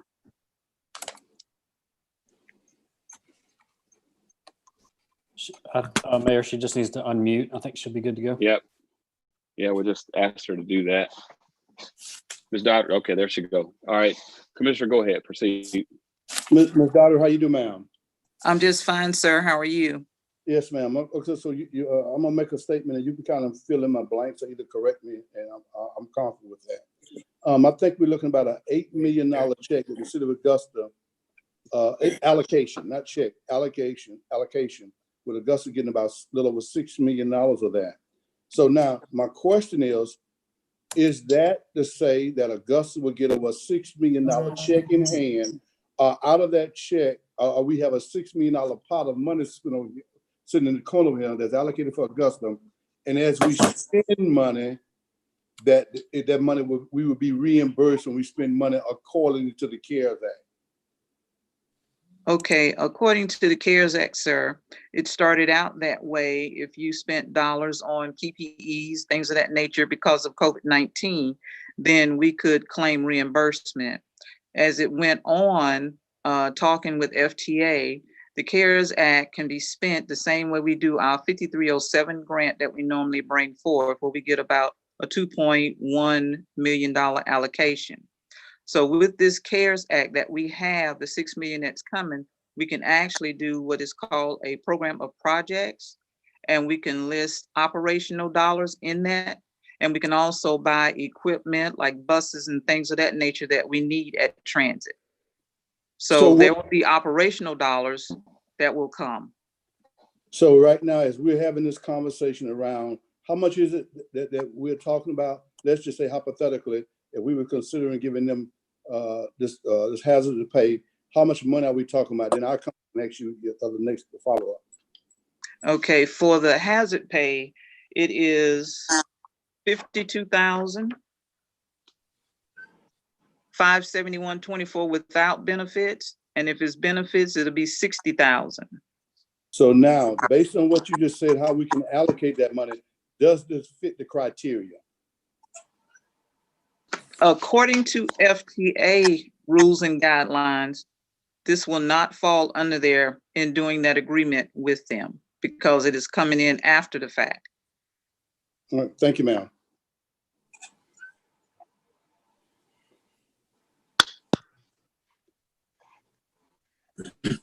All right, I'm going to the commissioner from the 4th. Thank you, sir. I got a question for Ms. Dowdy and Administrator Sims. When this idea of was first brought to our attention about that was money for transit, that was brought to us by the parent company of the company that does our transit contract. And it was my understanding at that time there was no distinction between a contract worker doing transit or a regular employee doing transit. And at that time, we acknowledged that, and that was a part of what we said. We know the bus driver was out there on the front line dealing with folks, and that's one of the reasons we eliminated using that same money allocation that we decided that we didn't need to do the bus fare as well. And we felt it important to protect those workers out there. So it's not that the request they made came afterwards, but the action that the commissioner had taken was to say we would do hazardous pay. And my understanding of transit was included in that. And we at the time, I can't remember what we put in or be a difference between the contract worker that received hazardous pay and a regular employee, because we were specifically focused on the bus drivers. So I don't see why we don't do that. Now, they did come in with a request from January to whatever that I totally disagree with, but that request, the part from we did hazardous pay from the time that we did it, we should include those bus drivers in it if we give them a separate check from this city under the CARES Act. Because I did not hear Ms. Daugherty in her explanation mention anything about FTA saying specifically under this CARES emergency situation, they were excluded. It wasn't a bonus, it was hazardous pay. And I just didn't hear that in the conversation, nor when I read the things. I didn't see where it said specifically this emergency COVID situation. Thank you. So my thing is that we should take care of those transit drivers for that period of time that we did hazardous pay for our other employees. Thank you, Commissioner from the 4th. Commissioner from the 8th. Thank you, Mayor. I hear everybody keep talking about we need to pay these bus drivers, but I think everybody needs to remember the bus drivers are not city employees. They are employees of the contractor that runs this transit. So if they're going to get extra money, the contractor should be the one that goes and finds the funding. That's all I've got to say. I can't support. All right. I'm going to go to the commissioner from the 10th, and I'll come back and try to bring it all together. You gonna let me speak, Mayor? I didn't see your hand, sir. I didn't. I saw the commissioner from the 10th got his thumb up. My apologies. Go ahead. Yeah, commissioner from the 10th. Thank you, Mr. Mayor. Nobody supports our transit system, our transit workers more than I do, and work with them like I do, I think. But my question is, when do we honor a contract and when do we throw a contract out the window? We have a contract with the company that pays the transit drivers. And it seems like they would be willing to pay them out of their part of the money that they have contracted the city of Augusta for. Number two, if it is their employees and the COVID, the CARE Act is to help reimburse employees, why doesn't the contractor go after that reimbursement? I think that would be the simple thing to do. Now, today, I think And when we did have this conversation up front, I think half of us understood that we had 3 city employees that would be included in that. And then the transit workers were not city employees. They were contractual employees. So, you know, as well as I support our drivers, as much as I support the transit and work with them, I just can't see us keep throwing our contracts out the window and just making all kind of decisions based on emotions instead of facts. Thank you. All right, Commissioner from the 5th. Yes, sir. I want to ask Ms. Dowdery a question just for clarification. Ms. Dowdery. Sure. Yes, sir. Am I correct that you're saying we're going to get the money regardless of any money we spend? Yes, sir. Those dollars are allocated to Augusta. Okay, and that's $6 million or so? 6.4 million. 6.4 million. And with that said, I think we need to turn down anything that's coming from our general fund to the bus folks, contractors, or what have you. But we have to take into consideration that a bus company is in the business of making money regardless of who's driving or what have you. So they're not going to give a whole lot of money to those people. I know some of those people who drive, they don't make a whole lot of money. They make minimum dollars. So I think we should make this decision, but when that money comes in, we can make a decision to give them monies from that money, Ms. Dowdery? No, sir. We cannot? We cannot. It's only from operations. It comes from FTA that we can utilize those dollars to do an agreement with our contractor. Okay, all right. Well, my heart goes out to him, but I probably vote along with Mr. Williams on this one. Thank you. Thank you, Mayor. All right. I don't remember who made the motion, but I did. Okay.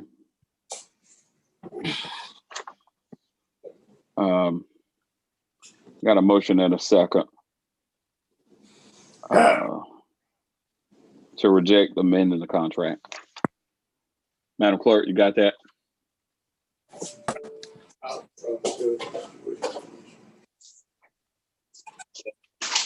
All right, voting. No. Trying to get ahead of it, Mayor. Well, we'll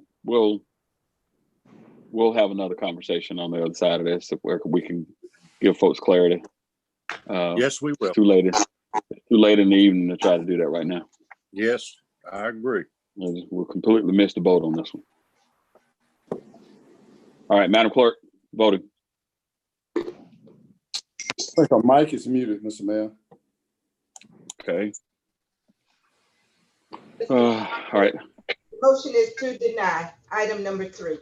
Mr. Clark. All right. Yes. Ms. Davis. Yes, ma'am. Mr. Fenoy. No. Mr. Franham. Yes, ma'am. Mr. Garrett. Yes, ma'am. Mr. Son. Yes, ma'am. Mr. Sias. No. Mr. Bobby Williams. Yes, ma'am. Mr. Dennis Williams. Yes. Mr. Marion Williams. Yes. That motion carries 8-2 with Mr. Fenoy and Mr. Sias voting no. Okay.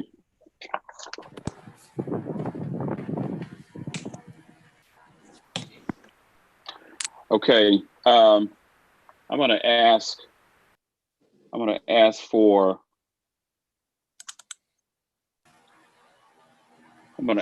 consent on the following, Commissioner from the 9th. If you'll track along with me, item number 4. I'd like to move that to the next full commission meeting. Item number 4. Item number 5. I'd like to consent that item. That's our standard Metropolitan Planning Services contract.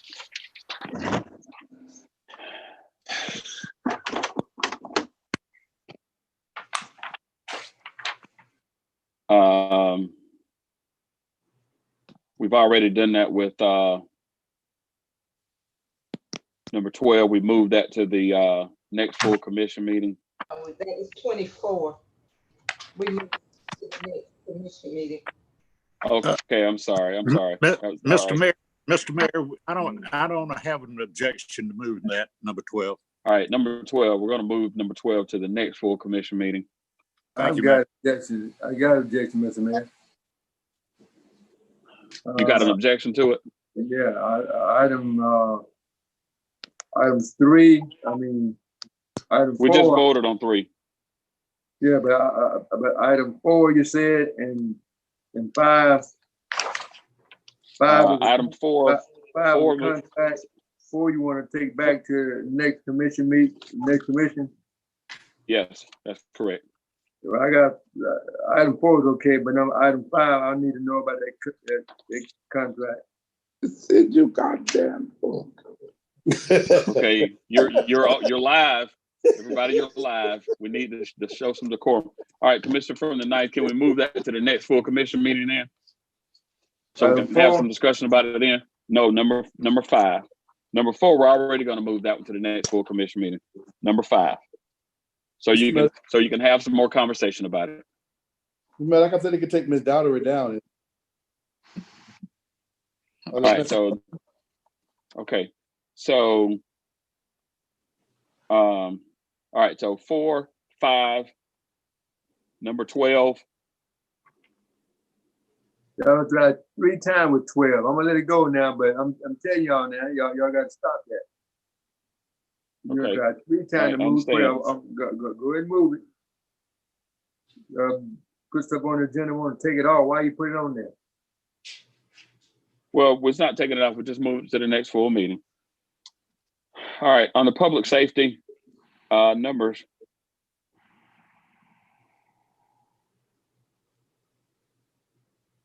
Number 17, I'd like to consent that.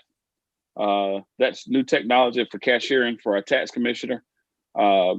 Certainly helped. That was also precipitated by COVID-19. So I'd like to consent that. So moved. Yeah, but hold on. I just need some explanation. That what are we doing? I just gave it to you. It says cashiering software. Mr. Mayor, what about number 16? All right, I hadn't got there yet.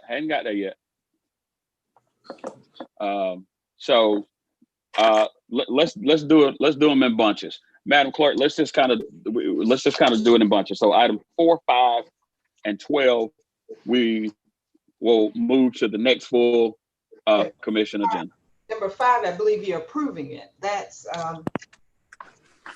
Well, I was hoping to. That's what I was asking the commission from the 9th.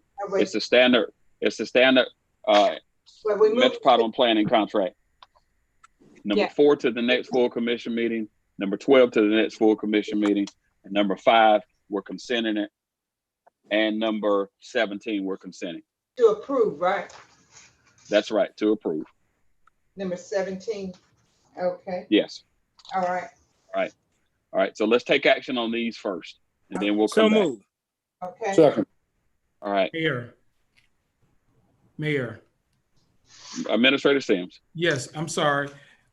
Director Sherman advised number 5 actually needs to go today. It's a grant item. It requires to go. We're voting on it right now. Okay. All right. We included it. Yeah. Thank you, sir. All right, Madam Clerk, roll call. Mr. Clark. Yes. Ms. Davis. Yes, ma'am. Mr. Fenoy. Yes. Mr. Franham. Yes, ma'am. Mr. Garrett. Yes, ma'am. Mr. Son. Yes, ma'am. Sias. Yes, ma'am. Mr. Bobby Williams. Yes, ma'am. Mr. Dennis Williams. Yes. Mr. Marion Williams. Luckily, yes. It's unanimous.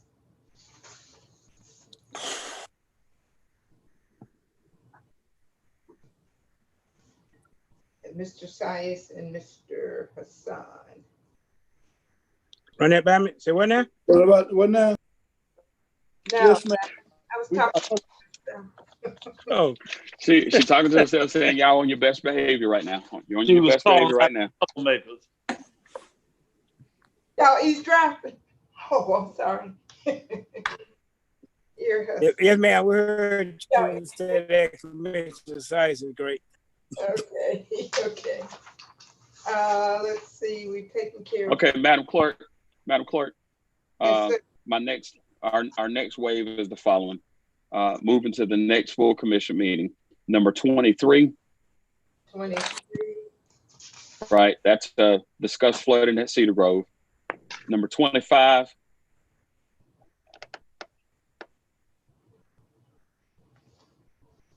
Okay. I need to jump in on that one before you finish, sir. Okay. Okay. All right, Commissioner from the 4th. Yes, sir. Now, you know, we moved the HUD items a couple of times already. We really need to go ahead and consent 7 and 8. Hold on, I hadn't got back there. I hadn't got to that point yet. You had complete objection on that. So I'm trying to move the low-hanging fruit right now, sir. Okay. All right, again, 23, 25.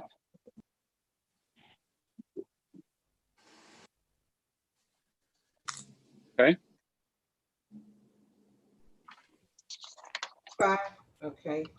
Next meeting. And number 20. Next meeting. Okay. Yes.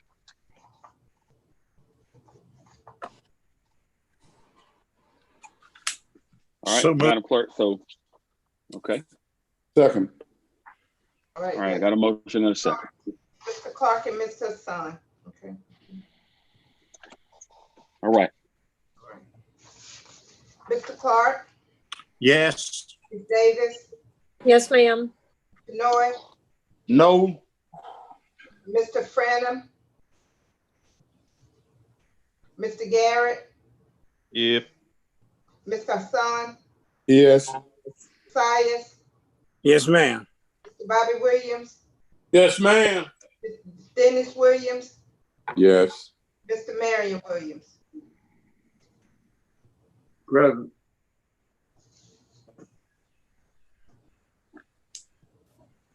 That motion carried 7-1. 1 with Mr. Franham out, Mr. Moore voting no, Commissioner Marion Williams voting present. Okay.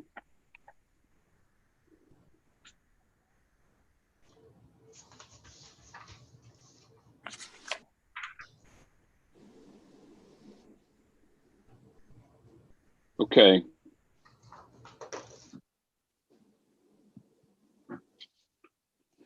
Madam Clerk, I'd also like the consent number 16. That's the presentation, so we'll move them to the next commission meeting. I know that they've done incredible work. I do want to pause for a moment and take a moment. Administrator Sims, I'll kick it off and then I'll push the ball to you. Our information technology department just received an incredible award from the state of Georgia, Georgia Technology Association, that Administrator Sims would like to speak on, as his team has done phenomenal work. Administrator Sims. Thank you, Mayor. I would like to recognize our information technology team for being recognized by the state of Georgia. A very competitive field. However, they were one of only 2 cities that were recognized and received this type of award. So I'd like to recognize our IT director, Ms. Allen, as well as her team of continuing to do a great job as far as with our organization and keeping us ahead with our technology endeavors. Fantastic. Thank you, sir. All right. Number 16, we're on consent that one. We will, Administrator Sims, you'll bring your team back to do that presentation at our next full commission meeting. We will. They'll be ready. Mr. Mayor, he said 2 teams competed. Two? No, there were 1 or 2 cities. Go ahead, Administrator Sims. Yeah, there were only 2 cities that were recognized who received this award, City of Augusta and another city. And that's in the entire state of Georgia. That's in the entire state of Georgia. Fantastic. Big stuff. Good stuff. All right. Madam Clerk, can I get a motion to consent that? But item number 16, is that what you? Yes. Yes, ma'am. We're going to push it to the next full commission meeting. Motion to consent. Second. Mr. Mayor. Mr. Mayor. Yes, sir. You Yes, sir. confused me when you saying consent and then you saying move it to the next meeting. Yeah, I'm confusing myself. It's so late in the evening and the sun going down. We want to move it to the next full commission meeting. That's what we're trying to do. Can we do that one without objection? Without objection. I like that too. Without objection. Remind me what 16 is again? That's a presentation by information technology. Okay. Yeah. Annual report from 2019. Right. All right. Without objection. All right. All right. Okay. Now, Madam Clerk, that brings us to the following matters at hand.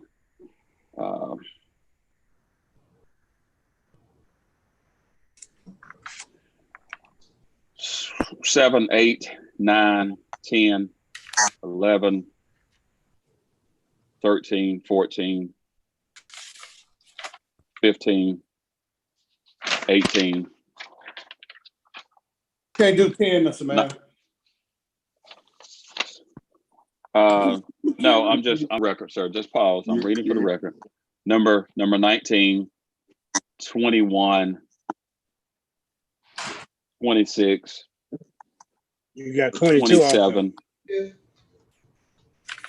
Yes, 22. That's correct. 22, 21, 22, 26, 27, 28.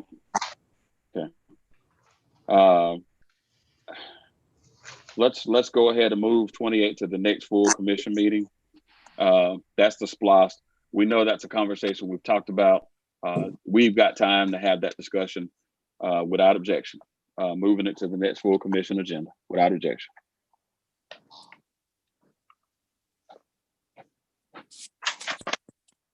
Okay. All right. Madam Clerk, that takes us back to, again, item number 7. Item number 7 is a motion. Interrupt. Can I interrupt, sir? And I said we could do 7, 8, and 9 as companions. Okay. Yeah, all the same thing. All right, hold on. Just all right. We get a motion and a second for that. I'm requested to handle as companion item. That was a request. Okay. Just okay. Companion. Okay. Item number 7 is to approve Housing and Community Development's request for additional home funds to Community Development Collaborative for the completion of 6 affordable housing units on 11th Street and Perry Avenue. 8 is to approve HCD's request to provide additional home funds to Community Development Collaborative to complete the rehabilitation of duplex located at 1233 Perry Avenue to be used for rental housing.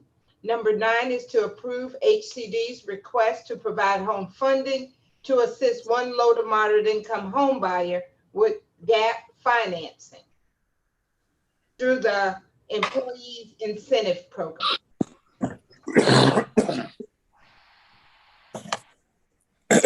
Okay. All right, we're going to the commissioner from the 9th. He has a series of questions. Go ahead, Commissioner. Commissioner from the 9th.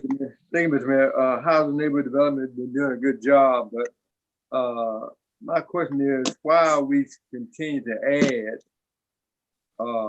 additional funding for the collaborative group to continue to do work on industry, whether left anywhere else.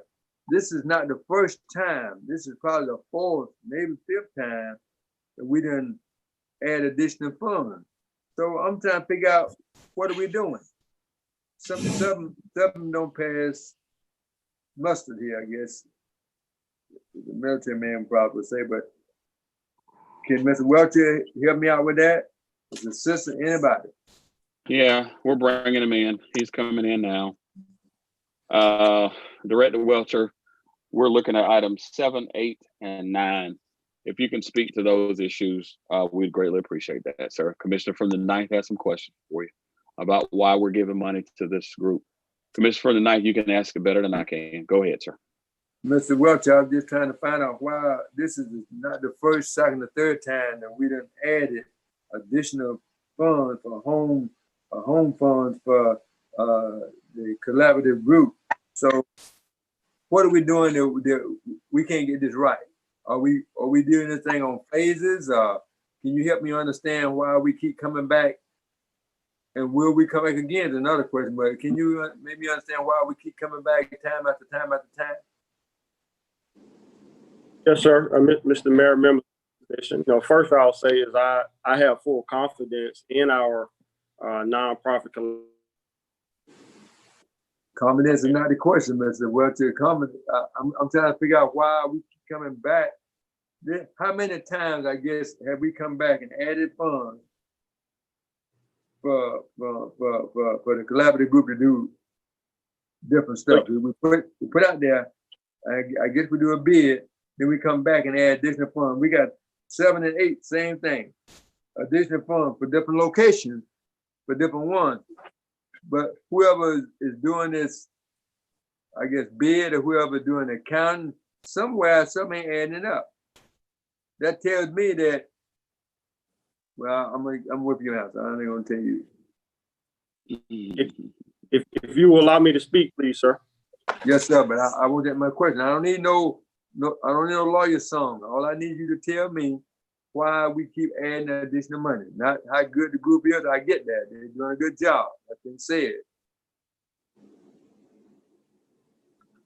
So on number 6, about 6 houses. And it basically what happened is that our fund affairs organization doing a period of construction for a zero entrance. So the request 7 is $1,107 for the collaboration to complete ramps and drive. That's it. So all that wasn't figured in when we did it. Now we coming back figuring in the ramps and what else? Driveways? Ramps and driveways. So the driveways have to be reconfigured because there was a miscommunication between the collaboration and the state in regards to a zero entrance. So basically what we have to do is the zero entrance means that we have to go back and comply to be sure that the houses are handicap accessible. So if somebody has a wheelchair, they can roll that wheelchair in without a ramp. So that's all you're doing. And you have to reconfigure the driveways as well. But we did not figure that when we did the initial collaborative group come together. That was not related to collaboration initially, correct. Okay. I'm not against that. We're gonna approve it. You got enough votes to get it. I just wonder why we keep coming back time after time after time, redoing it when it makes me think that we should have done this in the first place versus coming back. We could have been through it. Of the contract between Atlanta. Okay. All right. We've got is that your final question, sir? Yeah, and that's for both of them. I get number 9, but those 2, 10, 9, 7, and 8 was the question on those 2 because this is not the first time been back, Mr. Mayor. We come back every time. Like we got a limited amount of money. We got so many other projects need to be done through housing neighborhood development. And I know HUD sends certain money for certain things, but some ain't lining up. Written. Okay. Motion. All right, Commissioner from the 4th. Move to approve, sir. Second. Okay. Got a motion and a second. Voting.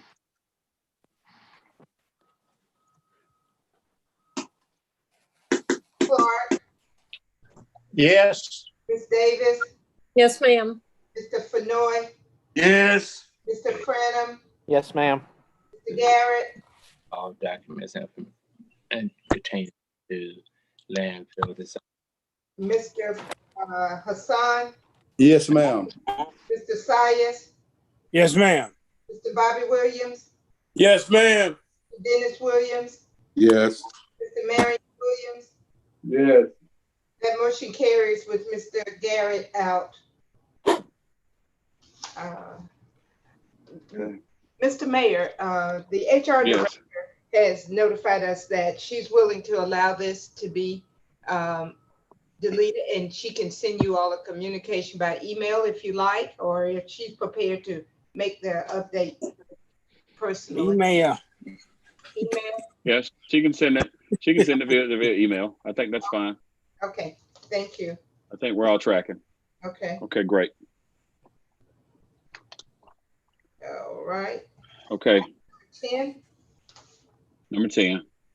So, Mr. Mayor, I mean, so I guess one or two commissioners can say email, and that's what it's supposed to be. It ain't got to be unanimous, right? Well, no, it's got to be all 11 of us. I mean, And I'm just watching. I'm just Email. watching. I don't know no Email. better.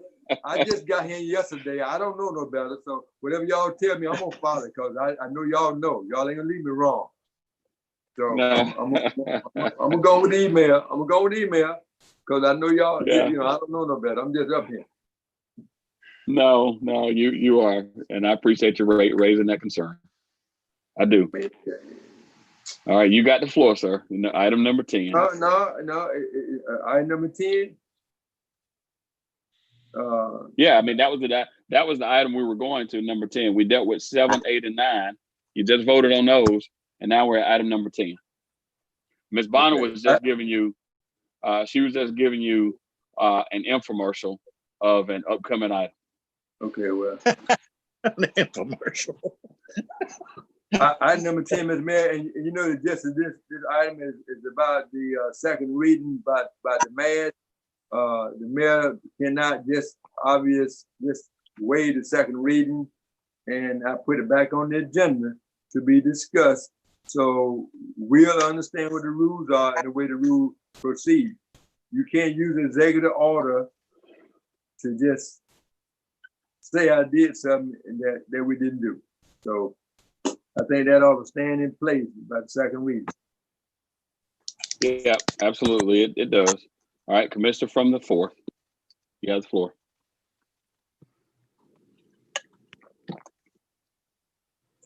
Commissioner, you're still muted. My bad. Move to approve. All right, motion to approve. Mr. Mayor. So, Commissioner from the 6th. Thank you, Mr. Mayor.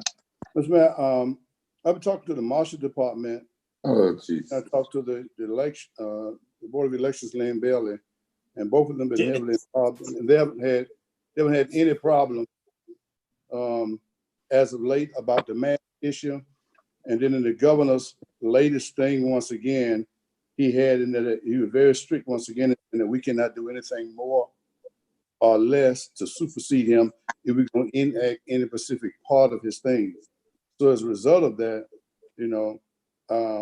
my colleague, I don't know whether you got a second on it or not, but I suggest we don't do it because it's punitive in nature, and it's going to cause us some problems because number one, the governor didn't put any of punitive process inside of his executive order. But not only that, Mr. Mayor, you have to have the second reading. If we hadn't had the second reading, it still wouldn't be in effect anyway. Is that right? Well, the commission voted to adopt it, and today was simply to read for a second reading. That's why it's on here, a second reading. Okay, that's what the intent is, to have a second reading. Commission voted to adopt it in our previous meeting, which serves as our first reading, and today is for the second reading. Sir, and the item is on the agenda at the request of Commissioner Marion Williams because he had questions concerning the waiving of the second reading. The ordinance wasn't That's correct. put on for second reading because it's not even attached to your item. It was him discussing the waiving of the second reading. And I just asked the mayor that you cannot just go ahead and just do it because we have not had the second reading. And that's why you said executive order, Mr. Mayor. I think it's what you use, executive order. One of the orders you want to use. No, let's just, we're gonna have a conversation. Let's just have it the right way then. So I think you're using the term executive order. This body worked towards drafting an ordinance, and that was a face coverings and a mask ordinance. This body also voted to adopt that. The debate was about waiving the second reading, and you objected, rightfully so. And so we were going to have the second reading, which is what should be taking place. Your agenda item, as Ms. Bonner just articulated, is you had questions and wanted to make sure that everybody understood that you can't just unilaterally waive the second reading. Okay. Now, to the degree that we've put that out there,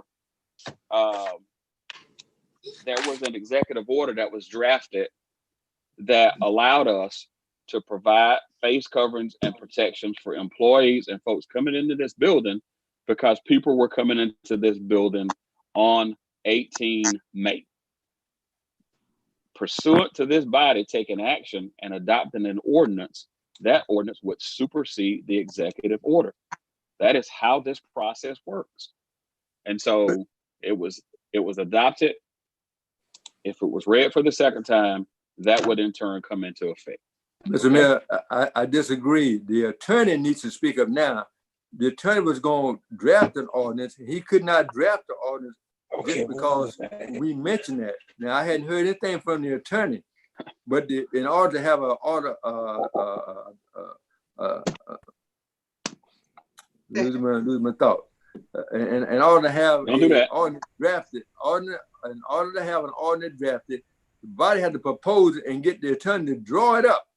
You can't draw up an ordinance, then bring it to us and tell us to approve it because that's what he think we're gonna do. So I ain't hear nothing from the attorney now. I don't know where he is or where she is, but somebody needs to speak up now. This whole process was done wrong. Is Ms. Brown there? Yes, I'm here. Okay, Ms. Brown, you need to speak up or forever hold your peace. What's your question, Commissioner? What's your question of the attorney? My question is that the body had to initiate the attorney to draw up an order. He had to go back and draw it up and then bring it back to this body. We had a conversation and you tried to get the attorney to make an ordinance out of that. And Mr. Brown, can you speak on the issue there? Our procedure is that in order for an ordinance to be drafted, it goes before the commission. The commission has a vote and instruct staff to produce the ordinance. Exactly. Is that what I said? Yes, sir. Okay, that's all I want to know. Mr. Mayor.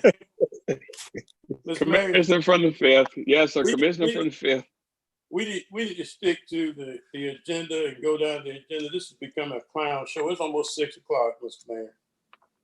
Yeah. I wouldn't. I still have a question on this. Okay. All right. Commissioner from the 10th. Thank you, Mr. Mayor. Yeah, I won't go into a long diatribe because you know the way I feel about this ordinance and the constitutionality of it. And the commissioner from the 6th also brought up the fact that, we can't supersede orders from the government, which this ordinance is trying to be done. I think probably the best way, I made a statement a while ago that we need to vote on facts and not emotions. And I think that probably, and I'll state it again, I don't want anybody to get sick, I don't want anybody to get down from this. And I want you to be able to wear a mask if you choose to wear a mask. I encourage you to do so. I just don't think that we as a government can start dictating and mandating these kind of ordinances, because when you start taking away one constitutional right, not to be confused with a privilege. I'm talking about a right. When the government starts taking away individual rights, then they start taking away another one and another one and another one. And the next thing we know, we're living under a regime. And so that's the way I feel about it. And, you know, I'm not going to support it. I don't care how the others vote. I can't support it. Thank you. Commissioner from the 1st and then the 8th. Mr. Mayor, sometimes I think that my colleagues seem to forget that we have lost over 100,000 people as a result of this virus. One of my very, very close friends died Saturday as a result of this virus. We need to do what I believe or you believe is in the best interest of your community. Black folks are disproportionately represented by this virus. People are dying. And I can remember back when they were trying to bring an end to the Vietnam War, that you had countries arguing about whether we're gonna negotiate at a round table or whether we are gonna negotiate at a square table. But the bottom line was that people were dying. So as a commissioner, I believe it is in my best interest to do what I feel is right to protect my community, to protect the employees that walk into the building, to protect the residents that will be exposed to these employees. And I don't see how anybody can see it any differently.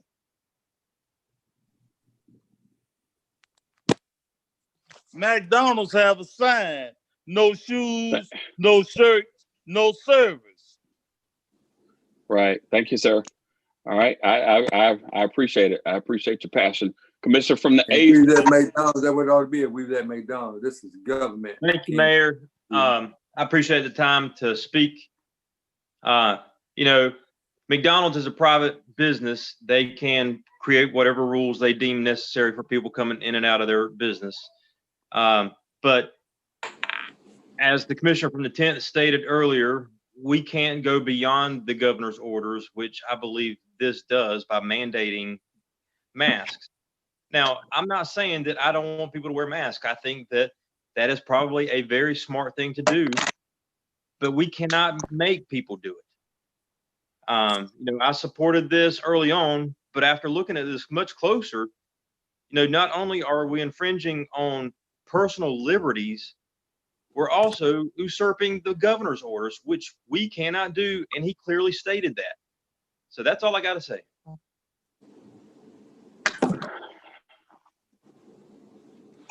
Okay. All right, Commissioner from the 4th. Thank you, sir. I just want to address this issue about doing more, well, less, or whatever what the governor said. As I knew this item was coming up, I just went back and looked real close at what the municipality organization and read the governor's order itself. One of the things that were different about the governor's order, he included some directions in there for municipalities. Whether we pass this item or not tonight is fine. I believe we propose things, we vote them up or down. But there was not such a thing as doing more or less. It was rather consistent or inconsistent. The governor mandated certain places to wear masks. That was mandated. Now, when we said about wearing masks in the government building, that wasn't inconsistent with how the governor had mandated certain employees, certain businesses. Their personnel had to wear masks. That was mandated in the governor's order. If you open up your tattoo parlor, the governor mandated that you and your employees wear a mask. So my whole idea about this thing was just for the protection of the public and employees. So I'm fine with it. I know what to do to take care of myself. I've been tested and I'm negative and I'm gonna stay negative. But the thing about it is, I'll abide by what the vote is. Thank you. All right. Thank you, sir. Mayor Pro Tem. Thank you, Mr. Mayor. My question's for Attorney Brown. Yes, I'm here. Are we superseding the governor's orders if we approve this order? Approve this.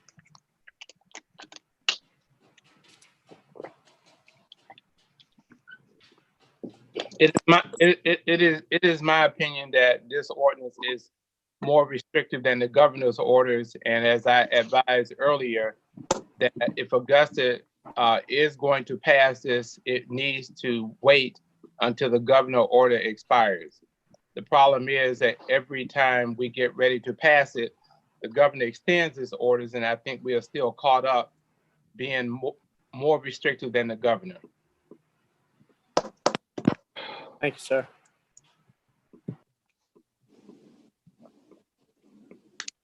Call for the question, sir. And if my motion didn't get a second, so technically there is no question. Right, there is no question. You're correct, sir. All right. So let's move on. All right. We'll receive his information without objection. All right, Madam Clerk. I think we should vote it up or down. I would second it if you want to go ahead and vote it up or down. We need to move on. Yeah, we'll receive his information without objection. Madam Clerk, Adam. I object. Sorry. All right. Vote it up or down. What's your motion? State your motion. Make a motion to deny moving forward with the mask policy. Second. Okay. All right. Madam Clerk voting. Mr. Mayor. All right. Everybody suspend. Recognize the Attorney Brown. The mask policy is not on the agenda. That's correct. Yeah, you're right. That's correct. That was again about waiving the second reading. Yeah. Well, This conversation has been about waiving the second reading. It is only a discussion that's on the agenda. Yeah. Let's go to the next. But a motion has been put on the floor twice now. I think we need to vote it up or down. Commissioner from the 8th, that motion is not germane. So I guess we're just going to pick what motions you want to take and which ones you don't. No, I think the parliamentarian just raised it at the request of this body, and I think clearly articulated it. For the record, I'll have the parliamentarian explain that once more. Attorney Brown. Yeah. I am not expressing an opinion against the opposition or voting on the ordinance. I'm simply saying that, as Ms. Bonnet explained, the ordinance was not presented with this book. There's no presentment of the ordinance. You cannot vote on an ordinance unless the ordinance is actually before you. She places on. Has the ordinance been written yet? Yes, it was on last time. Right. And you did vote on it last time. This time, Ms. Bond, go ahead and put deny the mask policy ordinance on the next agenda, please. Okay.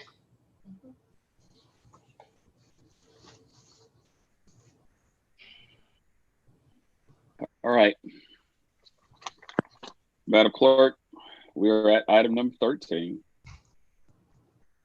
Better yet, instead of going to 13, Madam Clerk, let's go down to number 15. Go down to number 15. Item 15 is discuss the process of filing and reviewing executive orders issued during the COVID-19 emergency. Commissioner from the 4th. Thank you, sir. My question on this is fairly simple.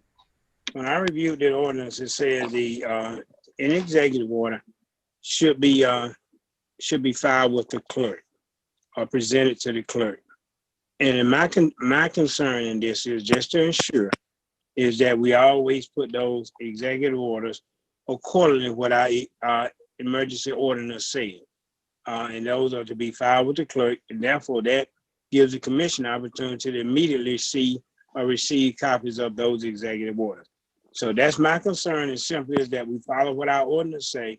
Now, anytime our mayor issues an executive order under the emergency ordinance that we presently have, that is filed with the clerk of the commission. Simple as that. All right, thank you, sir. And for me, and just one last thing, and attorney can correct me if I'm wrong. I'm sure he's a parliamentarian. That means the original goes to the clerk. And that's my concern. Okay. Thank you, sir.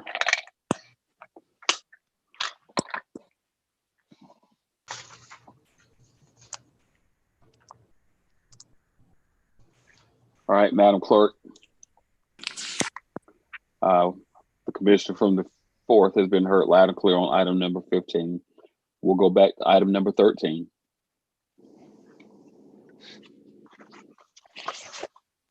Item number 13, discuss in-person meetings in the commission chamber. Commissioner from the 6th.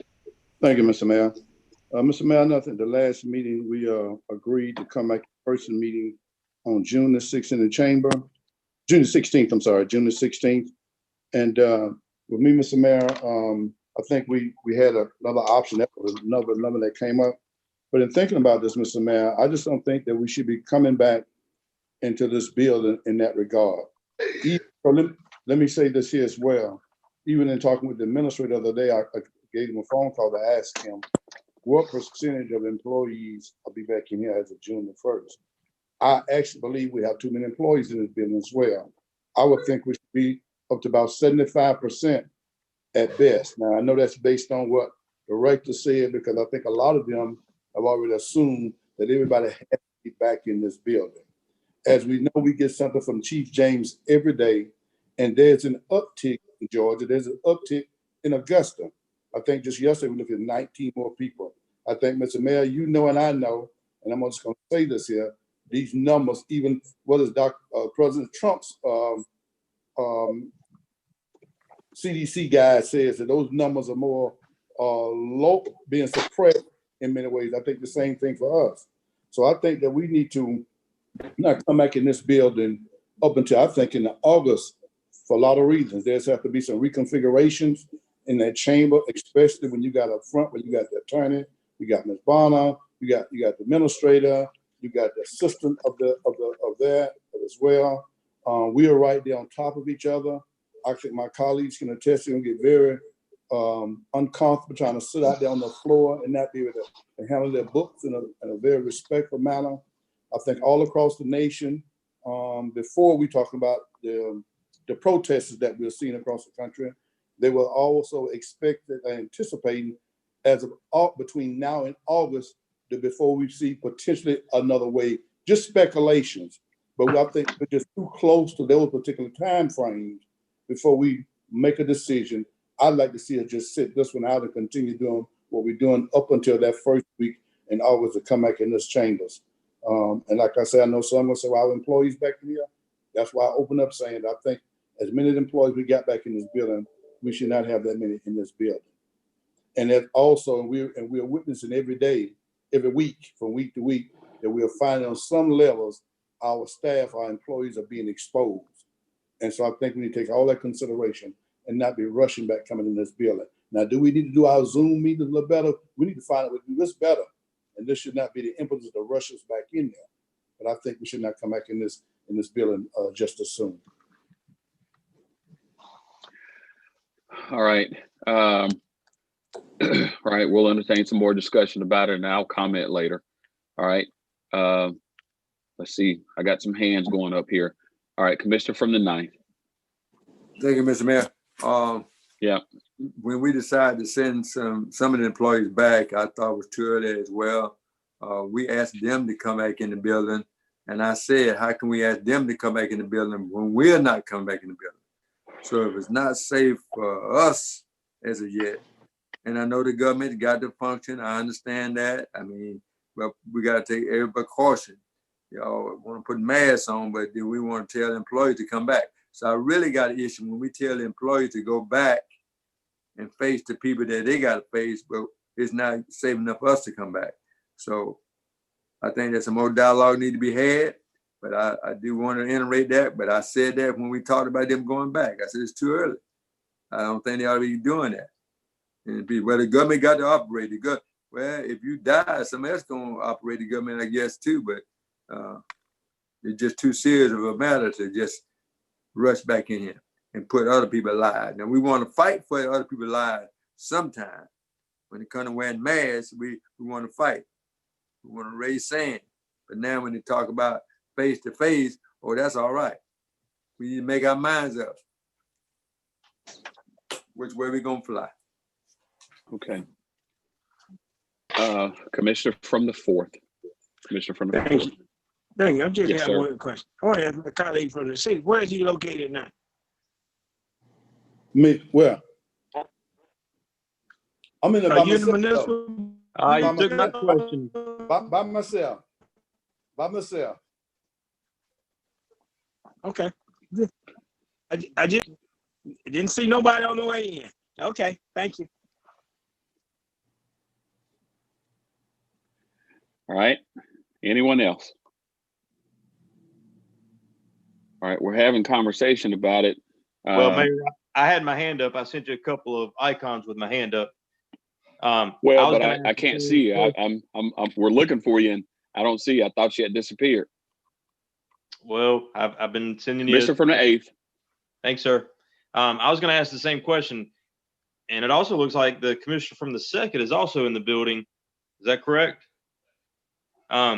So for those that are saying that we shouldn't be in the building, I'm just trying to understand, you know, and also talking about there's too many people in the building. Why are you guys there now? Mr. Mayor, can I respond to that? Sure. Well, to my colleague, to both of my colleagues, the thing about it, I think both of us are by ourselves in separate rooms. We're not even in the same room. If he is, I ain't seen him yet. I need to look under the table. But anyway, what we're talking about is the chamber, and we go in that chamber. We got to open up to the public. The mayor also sent us some time ago where they had a public meeting. Before they know it, they had to shut the public meetings down. So we ought not be cute and play with this in that regard. And I'm a humorous guy, but like I said, we ought to be more concerned about this, and we just wait up until this wave, and we don't know what's going to happen as a result of some of the things that we see across the country. But we need to be mindful of that, and to wait another month, to me, this makes good sense as opposed to open up and then shut everything back down, especially with getting things done. We don't run the day-to-day operation. And like I said, I started my conversation off saying, I honestly believe we have too many people in the buildings right now. But I think most of them misunderstood what the minister was saying to them, and they began to bring probably 95% of their staff back, and they probably didn't have to do that. They probably really didn't have to do that. They could have teleworked and those kind of things. They got the same things done. Well, I since we've been meeting with the Zoom thing, I normally come down here every meeting, except I think the last one. But I feel it's my responsibility. If we go have employees come back to work, I should be down here at work too. So, you know, that's just my personal opinion about it. And wearing the mask, well, if you make it a requirement to wear a mask, some will, some won't. So we have to look out for those that won't. And so that's why I encourage people to wear the mask, and I wear mine. But I have no problem coming down here, putting on my mask and my gloves coming down here. Okay. All right. I'm not sure where we're going with this conversation. I didn't hear an alternative or proposal. I'll make a motion that we come back in the building the first week in August. Okay. Mayor Pro Tem. I'll second that. I think the thing is here, we're not employees and we don't run the day-to-day operations. And when we come in that building, people are coming in with us and they're going to want to be there. And the department heads are going to have to be there because they're mandated pretty much to be at the meetings. So, I mean, this isn't about us being employees and the employee's not going to work because we don't go there to work. We can get just as much accomplished this way. Yes, it's not as, you know, we have our technical difficulties, but there's no reason for us to rush back there when we have this technology. So I just don't understand why people are trying to say that we're employees and because we're not there, employees don't have to work. No, and I don't think that shows good leadership on our end either to just rush back there and have the public come in for issues. Because I mean, we have 5 to 10 people that are at every meeting that are just people that live in Richmond County. So I just think we can pump the brakes. I mean, obviously the numbers have gone up in the last week. And we need to pump the brakes on everything that's going on with what we have going on in this country. So thank you, Mr. Mayor. All right, thank you. I've got a motion and a second. All right. Just want to make sure I don't see any more hands going up here. All right. Madam Clerk, voting. Mr. Clark. What? I did not hear the date. I'm sorry. August. First meeting in August. Push it to the.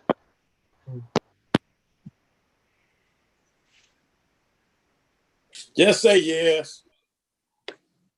I didn't hear the date. First meeting in August. Yes. Ms. Davis. Yes, ma'am. Mr. Fenoy. No. Mr. Franham. Yes, ma'am. Mr. Garrett. No. Mr. Son. Yes. Mr. Sias. No. Mr. Bobby Williams. Yes. Mr. Dennis Williams.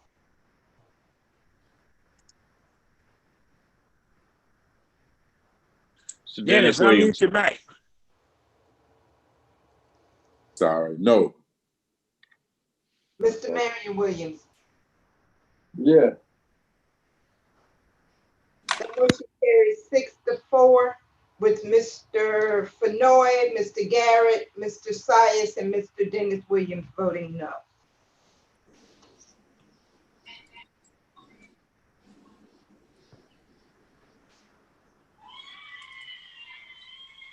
Okay.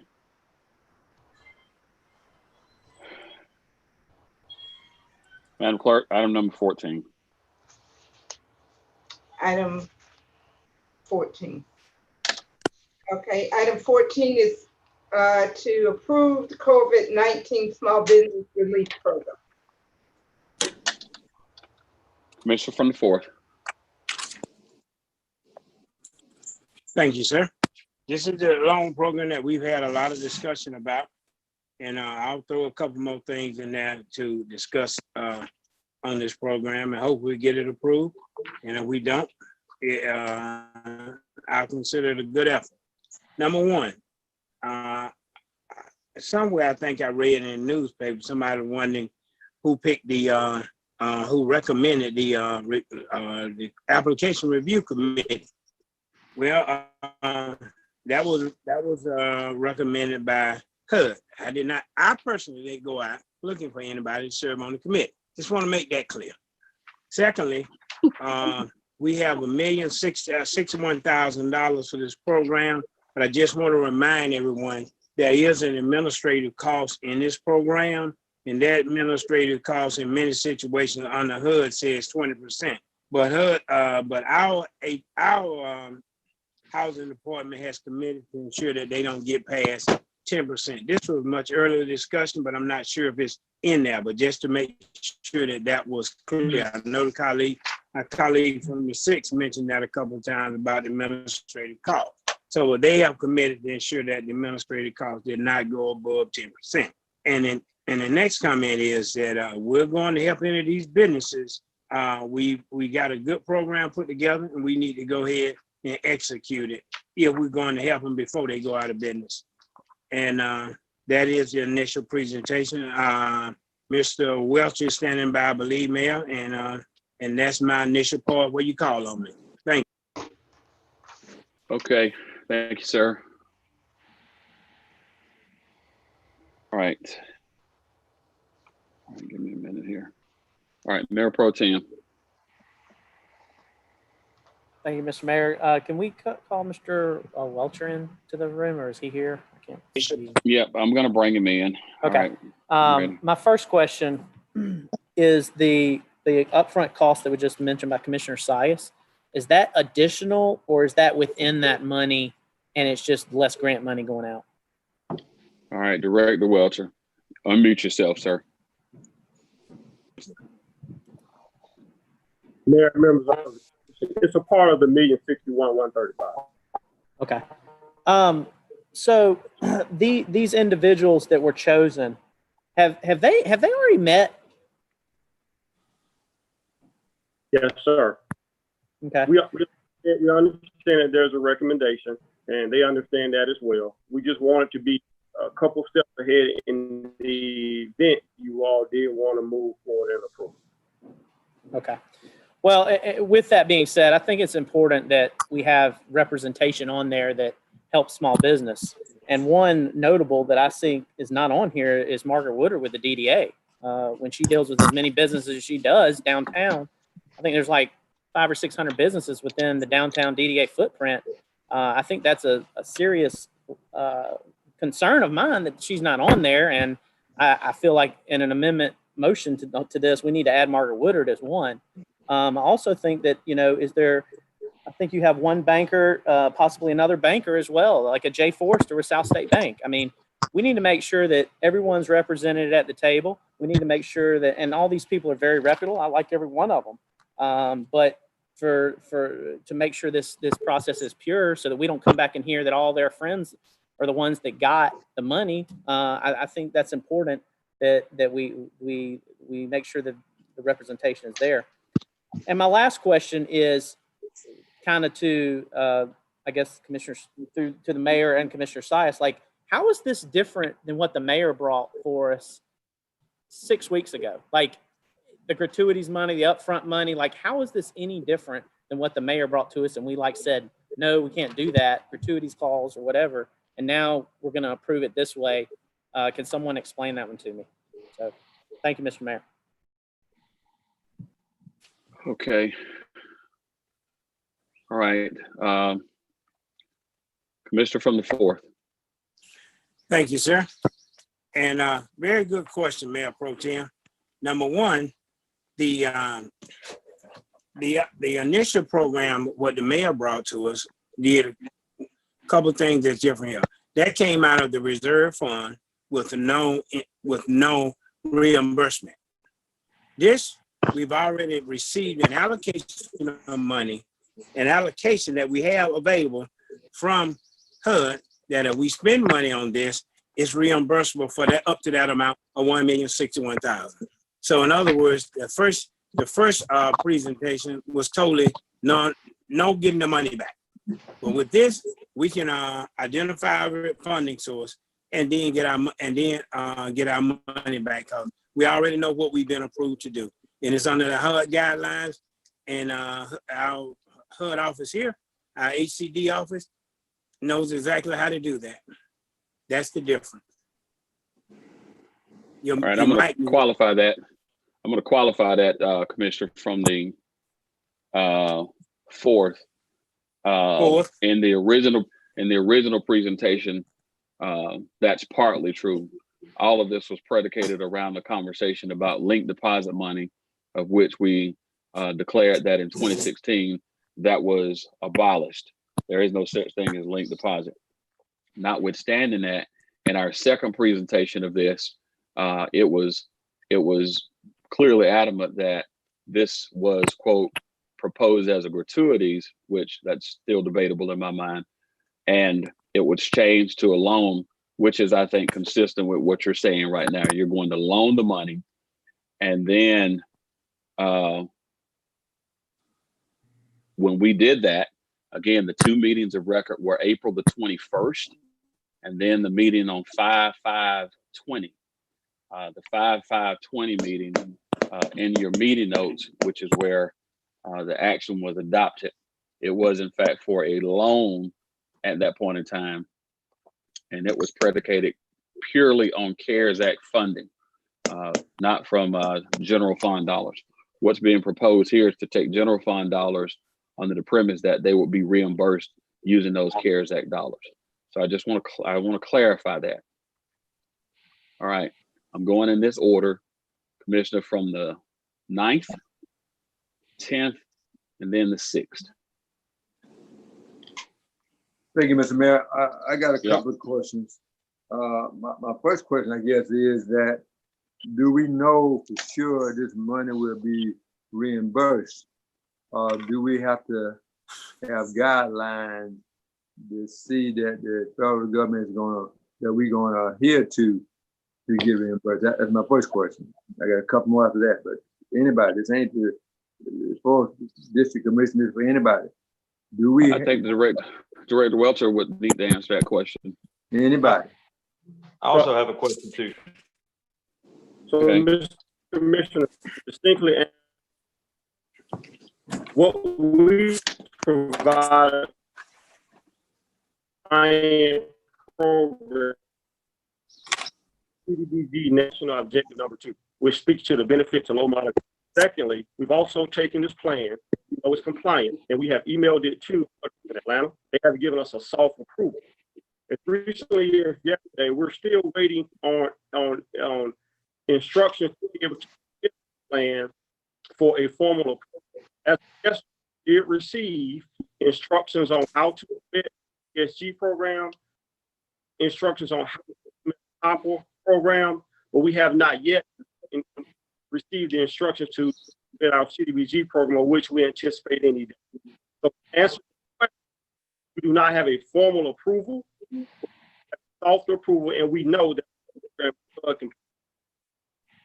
Okay, that bothers me since it's a soft approval. That's like potentially you can go to the movies, but you hadn't got the okay yet. I mean, you have to get, I had to wait to get the okay to do it. But the other question is, the selection of these people on here. These are people that have been involved in everything we got going around Augusta now anyway. What expertise they got with small businesses? Well, what we did, we used a standard composition makeup when you talk about loan committee. We have bankers, we have a person community. We also have people who represent our authorities in our chambers, and we also have a city employee. It's just a standard composition when you talk about loan committee. I mean, there are a lot of more people who are definitely reputable who could be on the committee as well. But at any given time, I mean, we have to limit the numbers. These are partners who understand our mission, who we work with in several capacities. So we were confident about, who these persons were. Well, and I appreciate that, but that's not good enough for me. I wanted to see some small business people mindset.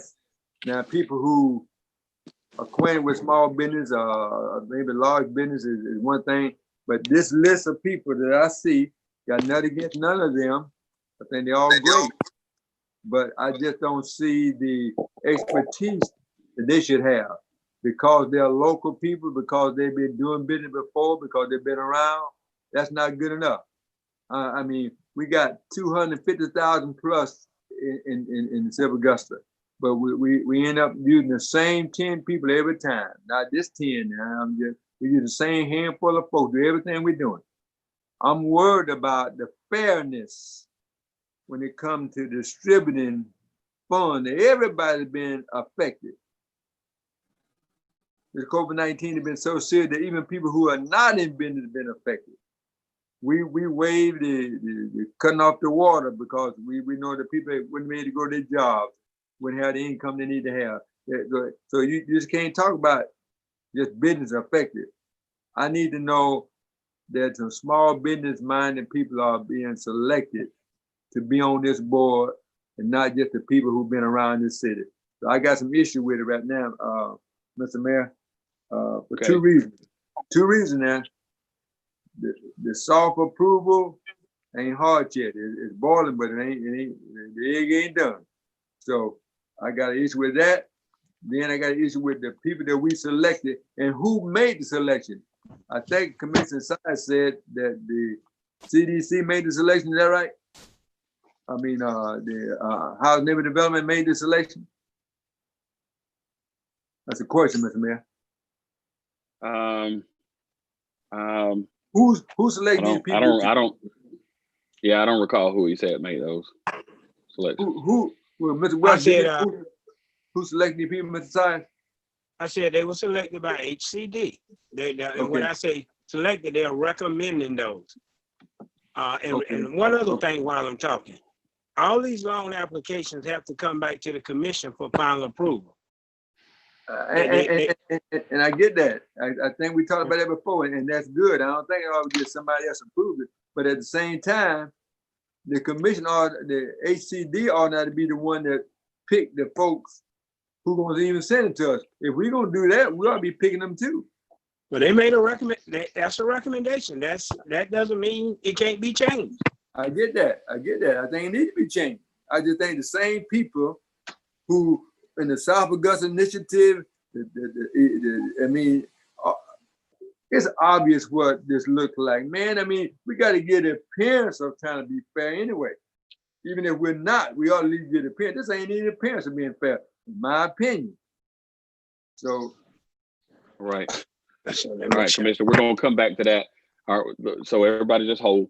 We're gonna come back to that. We're gonna get a few more comments, and then we're gonna take some actions on this proposal. Commissioner from the 10th. Thank you, Mayor. For the record, I was the one that asked who picked these people to be on this committee, and I have now gotten my answer, and I have full faith in Hawthorne Welch in his department. So I owe no this at all, because I thoroughly, Tim Falls and Sue Parr are great people. And I'm sure the others are too, the ones that I don't know. I, along with the Mayor Pro Tem, would love to see Margaret Woodard a part of this, because she's a vital part of downtown, and she's a vital part of the small business world. So I would like to see her added to it. And then the last thing, have we had any applications put in, and if so, how many? They can't process them. All right, Director Welcher, can you speak to that? I mean, I don't know where we are. Of course, we have not moved. We're in Augusta. Okay. All right, very good. All right, Commissioner from the 6th. Is Mr. Welcher still available? He is. Yep. Go ahead and ask your question, sir. Go ahead. Mr. Welcher, when was the last time you spoke with HUD about this particular program itself? Before this meeting. And what did they say to you at this time? As I indicated, that we have received instructions as of yesterday, but I was confirming the fact that we had not received instructions. So my staff,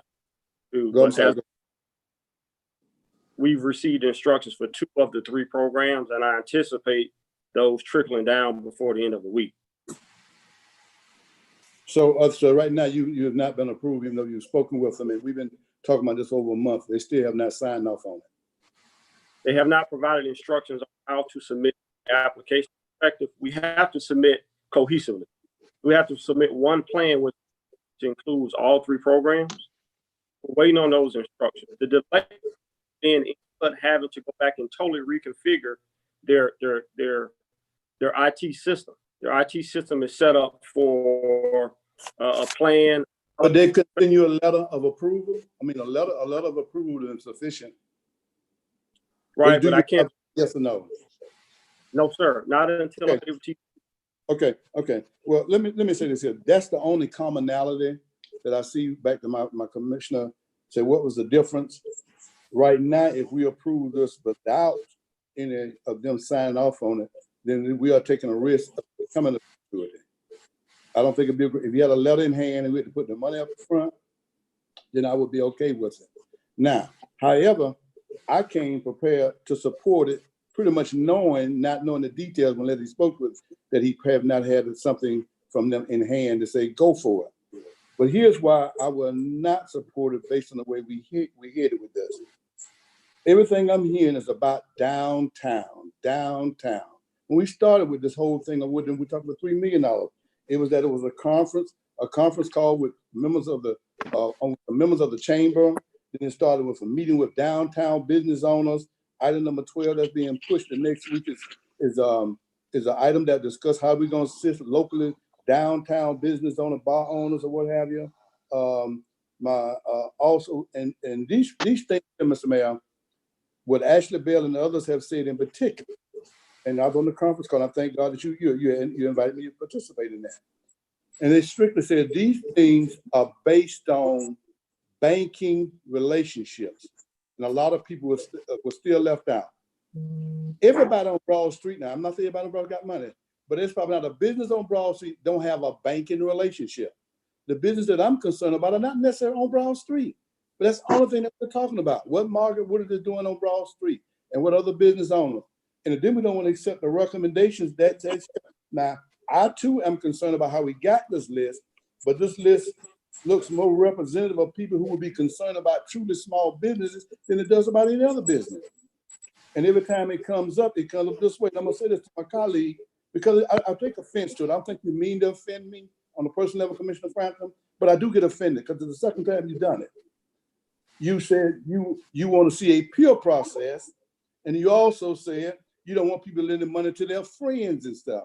But you know people who you put on gonna keep from making that happen, and don't nobody know good people but you. That's offensive to me. Sorry to take it away. No offense was trying to be taken, but we have to represent everyone. Yeah, everyone is here. Everyone is here. On a list that we knew nothing about. It doesn't matter. That don't mean they're not here. I didn't know until just a little bit ago that we have the ultimate say and approval. I didn't know that. I thought that this was all approved and we just are going to get a list of who gets the money. Well, we're going to hold it back if we do it that way. I don't necessarily subscribe to that. I just think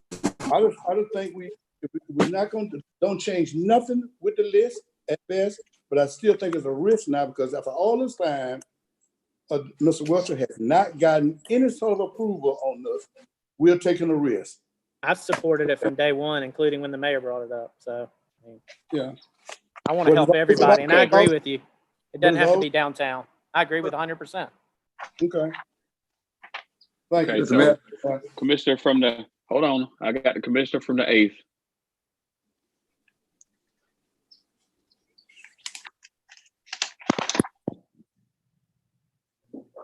Commissioner from the 8th. I'm good. Most of the questions that I wanted to ask have been asked. I'm not sure they've been answered yet, but they've been asked. So I'm good. Okay. All right. Let me go in this fashion right here. I'm going to try to address a series of things. To the degree that we started a conversation a month and some 2 weeks ago at this point, one of the things that was raised through the webinar with Ashley Bell, one of the things that was raised, and the commissioner from the 6th just raised it, and then that is, in the instance when the first CARES Act bill came out and the most recent one, those non-essential businesses who did not, in fact, have banking relationships with the larger banks didn't receive those dollars. In this second CARES Act, which is what Director Bell talked about, there was a more deliberative effort taken to make sure that the small banks, i.e. the local banks, were the ones who were leading that effort. Many of you are aware, Security Federal, South State Bank, Queensboro, those local banks here in the community who had banking relationships with our small business community, they were now the ones running point in terms of trying to get those dollars to the community. And a better job was done. I don't have any metrics or data on how successful that's gone at this point, but those dollars didn't all of a sudden go away. The commissioner from the 6th also raised the issue around the conversation largely being focused around downtown. Let me remind everyone that we conducted a survey, and that survey was not limited to downtown. While I may have been on a webinar with members of the chamber, some 100+ people, while I may have had meetings with downtown restaurateurs, and that was across the board, the survey was conducted across the entire county. Some 457 respondents, both large and small businesses, hair salons, nail salons, all of them were in fact represented. And that was very good data that we had. So it wasn't isolated to hearing from the folks who were, quote, just downtown. And so to that end, I will submit the following. One, I do not believe that this list that's being recommended is representative of the broader community.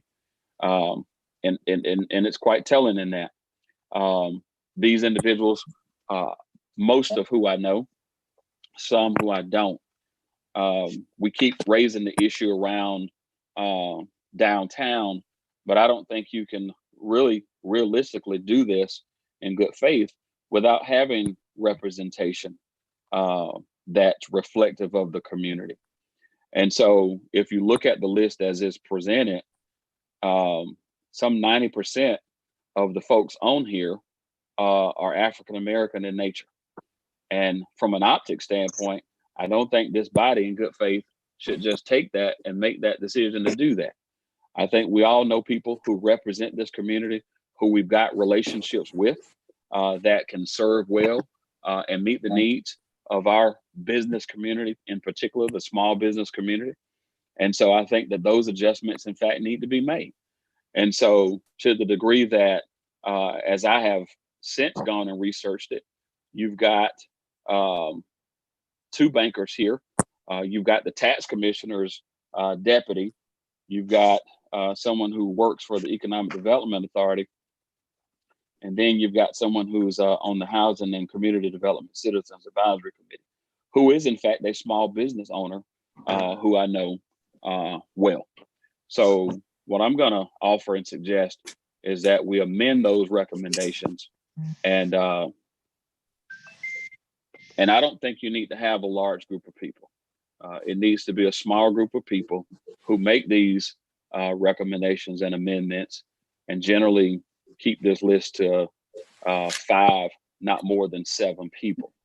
And so to that end, I'm going to recommend that we strike Tim McFalls and put Margaret Woodard in that place.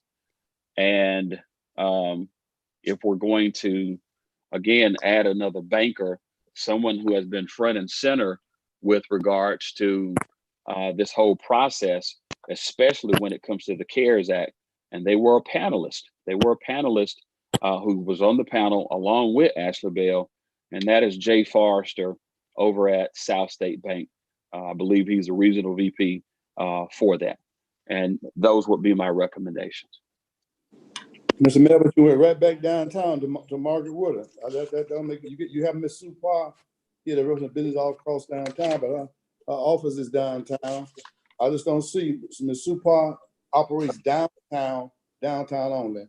I think this is a disservice to do it that way.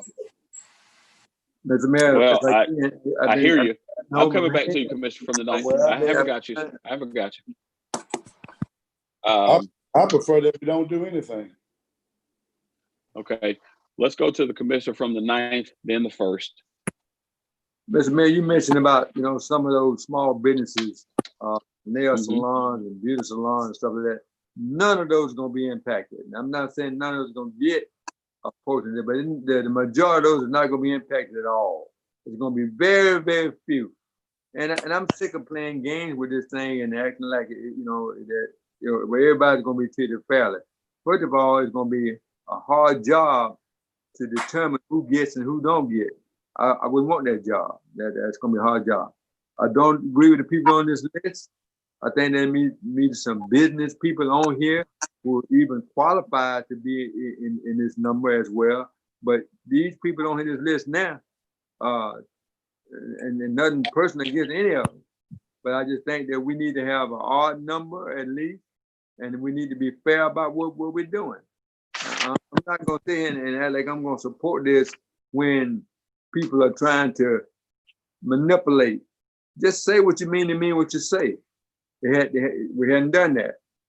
My question is though, if we don't get a hard approval and we use this money, what happens then? Are we stuck? Do we get the money back from somewhere else? Do we take it out of another fund? Nobody answered that question yet.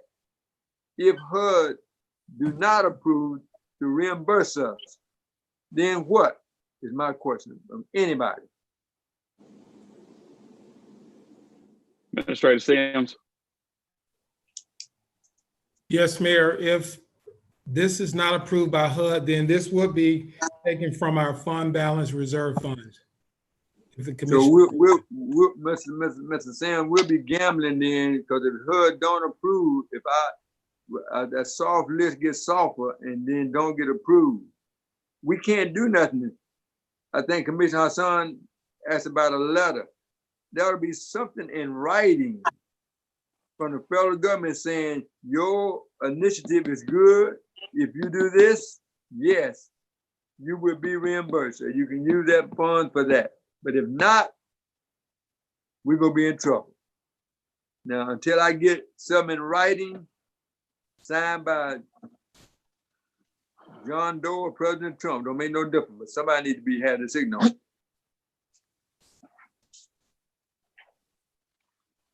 Okay. All right, Commissioner from the first. All right. Our last hand. Okay. This, Mr. Mayor, Commissioner, we can't see you. You can't see me? Can you see me now? Yes, sir. That's better. Yes, okay. Sir. One of my concerns is that we have approximately 800 or more businesses in Richmond County. We talking about $17,000 loans. If we give out $15,000, that means 75 or 80 businesses will be able to apply for these loans. And that's not a whole lot when it comes to the number of people that really need that money. So regardless of how we end up, we're gonna be in a pickle, I believe. Well, I'm going to go back to the survey. The survey said clearly that of those respondents, and we talked about businesses across the entire spectrum, that what most of the businesses were concerned about was cash flow, operating cash, and that number was $2,500 to $5,000. So when we talk about, giving $15,000 loans, the reality of it is this process, these should have been small dollar, small value loans so that the people could have the cash flow, be able to immediately operate, whether it was paying rent or whether it was keeping staff in place, many of who will probably never see unemployment benefits come to their door. So again, I think it's imperative to, as we talk about trying to move this forward, that we look for an opportunity to stretch these dollars as far as possible. And I'll close with that. All right, I think we've got a motion and I believe a second. There's the discussion around amending the list, the names, keeping an odd number. And there's been some recommendations. So Madam Clerk, what was the motion that's presented? I don't have any, sir. Mr. Mayor, okay. Mr. Commissioner from the fourth. raised his hand. Okay, I don't see him. Hold on, sorry. All right, Director Welch. I'm sorry. Can the motion be restated, please? I'm on the small screen today, so I don't see everybody at one time. Am I allowed to speak? Yes, you are. I want to just provide this as a practice about the HUD. But understand every year we don't receive our allocation of funding until November anyway.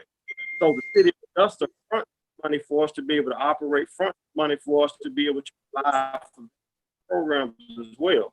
So this is no different. And and of course, we couldn't get reimbursed on an annual basis unless our programs were compliant and programmatic. And we know that we are. So I'm not trying to sway, but I just want to alert you all that the program that we put before every approval for the preceding year is always compliant. We're in Augusta, Georgia, fronts the operate and provide various programs. We have small businesses, whatever the case may be, knowing that the reimbursement comes typically between October and November. We've never failed yet. We're not trying to sway, but did want to throw that out there as well. But this is different, Mr. Welch. This is totally different because the fact that if we submitted the letter that says that this process is going to be used and we can use that money, HUD's got guidelines that you well know for every dollar they sent here and what it will be used for. We had to even return money back because we didn't use it. Not that we didn't have room for an Augusta for it, but because that we didn't meet the guideline and had to turn money back. So I don't want to confuse it. I get what you said, but let's be clear about it. HUD have guidelines that we have to go by. And then just because we get an allocation in November, we don't approve some money now. We still may not be able to use that money for what we intend to use it for unless we got the approval.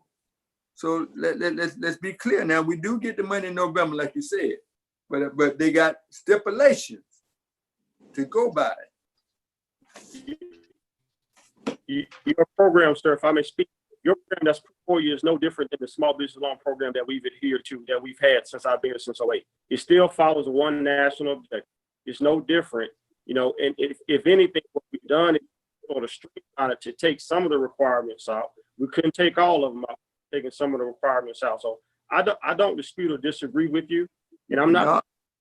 No, I get that. I get that, Mr. West, but why did we get a soft answer then? We hadn't got a hard answer. If that wasn't important, why did you tell us that we got a soft answer? We hadn't got anything significant back, but tentative. If it wasn't important, because it is. The formal process for submitting applications has not been given to state and local around the country yet. That's why. But as of the last meeting when we presented as a plan, we were instructed that once your approval came down, we were instructed to take the plan and the guidelines and provide it to our HUD regional office. They smiled at it, and the best that they could do was a soft approval. We don't have a hard approval once again because the submission and the instructions to submit to all state and local governments has not come down from HUD as of yet, but we anticipate it here soon. Mr. Mayor, can I respond to some of that, Mr. What you're saying?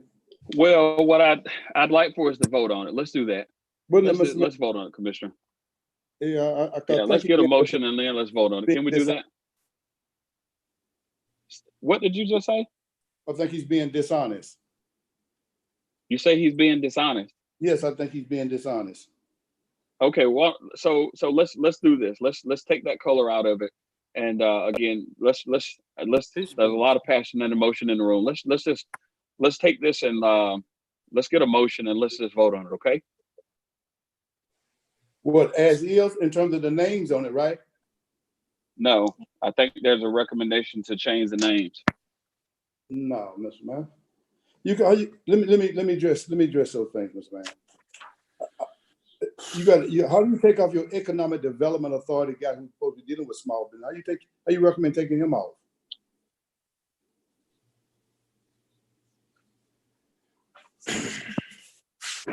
The reality of it is, in terms of looking at financials, the key persons on here are bankers, okay, without question. Those that are working with our business community on a regular basis, whether it's taking McFalls off or Chris Johnson, it doesn't really matter. I do think that representation needs to be reflective of the broader community. And this list that's proposed is not. I mean, let's be clear about that. We don't need to couch that. Well, Mr. Mayor, that happens sometimes if that's what the committee is. I mean, we shouldn't apologize for that. Well, I'm not making any apologies. I just think again that it's just not appropriate. But let me say, but back to the bigger issue. Now, if you want me to address it, I say, because when Mr. Welcher say that he gets money in October and November when he gets the money, that budget has been approved by HUD. He's just not allocated the money at a later time.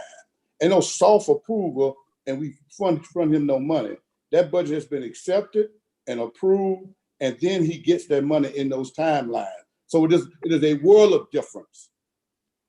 I don't disagree with you. Let's do this. Let's go ahead and let's take some action here. Mayor Pro Tem.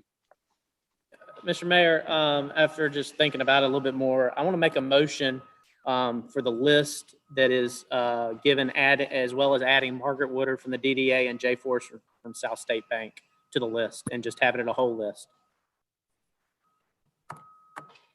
Mr. Mayor, I think first of all, we're gonna have too many people on that board. It's gonna be even number or be a odd number. That's my first thing. I don't have any problem with anybody they want to add or take off, but it ought to be an odd number. It ought not be an even number there. We're gonna get a situation. Okay. Well, with all deference, and I know Chris will do a fantastic job. Why don't you remove the tax commissioner's deputy and go with that list that you just talked about then, if that's the case. Mr. Mayor. That'll be my motion then. That's fine. All right, hold on.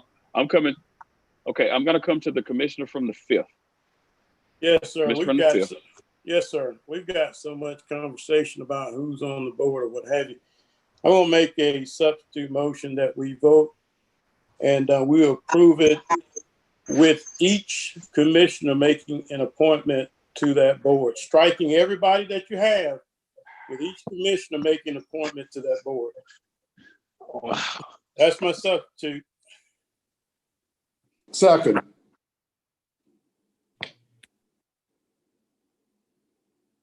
All right, Madam Clerk, here's our posture. We're gonna deal with the substitute first, and then we'll come back to the main motion that was presented.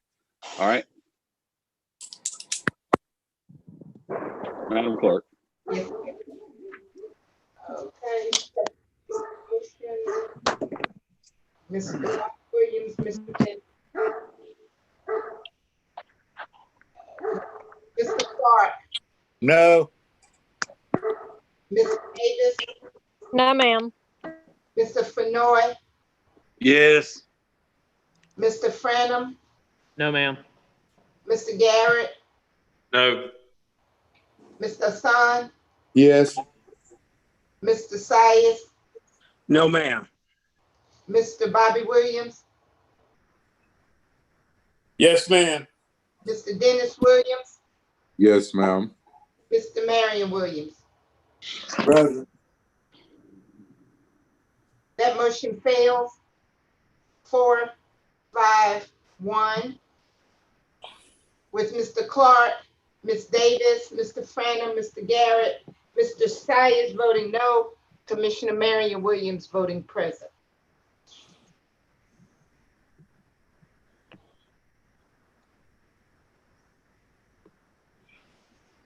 Back to the original motion. Mr. Franum. Can you read it out, Madam Clerk?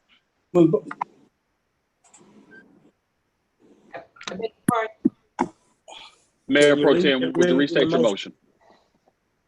Motion was, he's going to restate his motion. a motion was to approve the list, taking off Mr. Chris Johnson and adding Margaret Woodard from the DDA and Jay Forster from South State Bank. Can I ask Mayor Pro Tem something before you finish that, Mayor? Seconded it. Sure. Mayor Pro Tem, he said list, he didn't say the program. Well, I mean, it's a list of people, program, I mean, what? The list is just the list. I mean, if you have. You want to say that again, if you don't mind? Approve the program of people the list is part of the program. Yeah, part of the program So- with the list of people. I mean, I think we know what the intent is, Commissioner from the 4th. You can live and die on intents. Mr. Mayor, Yeah, well, we're not in the legislature. for clarity, we're removing Mr. Johnson and adding Mr. J. Forrester and removing Mr. McFalls and adding Margaret Wood. No, No, leaving McFalls. I beg your pardon? We're leaving Mr. McFalls and we're adding Margaret Yeah. and Mr. Forrester. Oh, you're adding 2 additional. Yeah, getting rid of 1 and adding 2. Okay, Mr. Johnson is coming off. That's correct, ma'am. Okay, all right. Okay. so it's a 7-person board. Mr. Clark, Yes. Davis, No, ma'am. Mr. Fenoy, Yes. Mr. Franum, Yes, ma'am. Garrett, No, ma'am. Mr. Hassan, No, ma'am. Mr. Sias, yes, ma'am. Mr. Bobby Williams, No, ma'am. Mr. Dennis Williams, No. Mr. Marion Williams. Present. That motion fails. 5-4-1.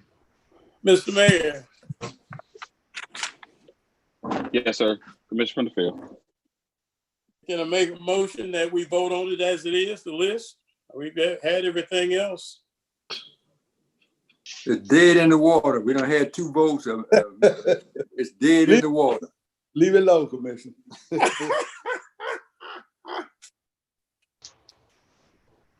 Lord have mercy.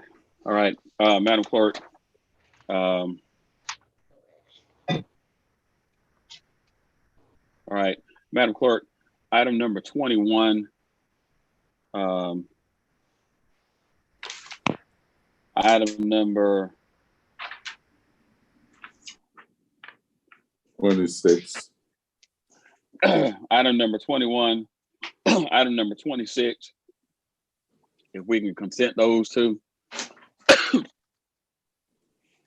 Item 21 and 26.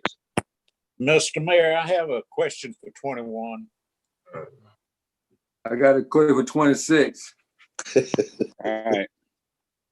Okay. So can we move these to the next full commission meeting? 21, 22, 26, 27. Move that we'll move all incomplete items to the next commission meeting. All right, thank you, sir. That's if we can do that, that'd be fantastic. Second. All right. I'm gonna let y'all go this time. They ain't supposed to be moving no stuff again. We done held it up now. Y'all don't want to handle the business, but you want to be elected. Okay. All right, Madam Clerk, I think what I heard is that we reluctantly move these items to the next commission agenda. And if there be no other business before us, this meeting is adjourned. Hallelujah.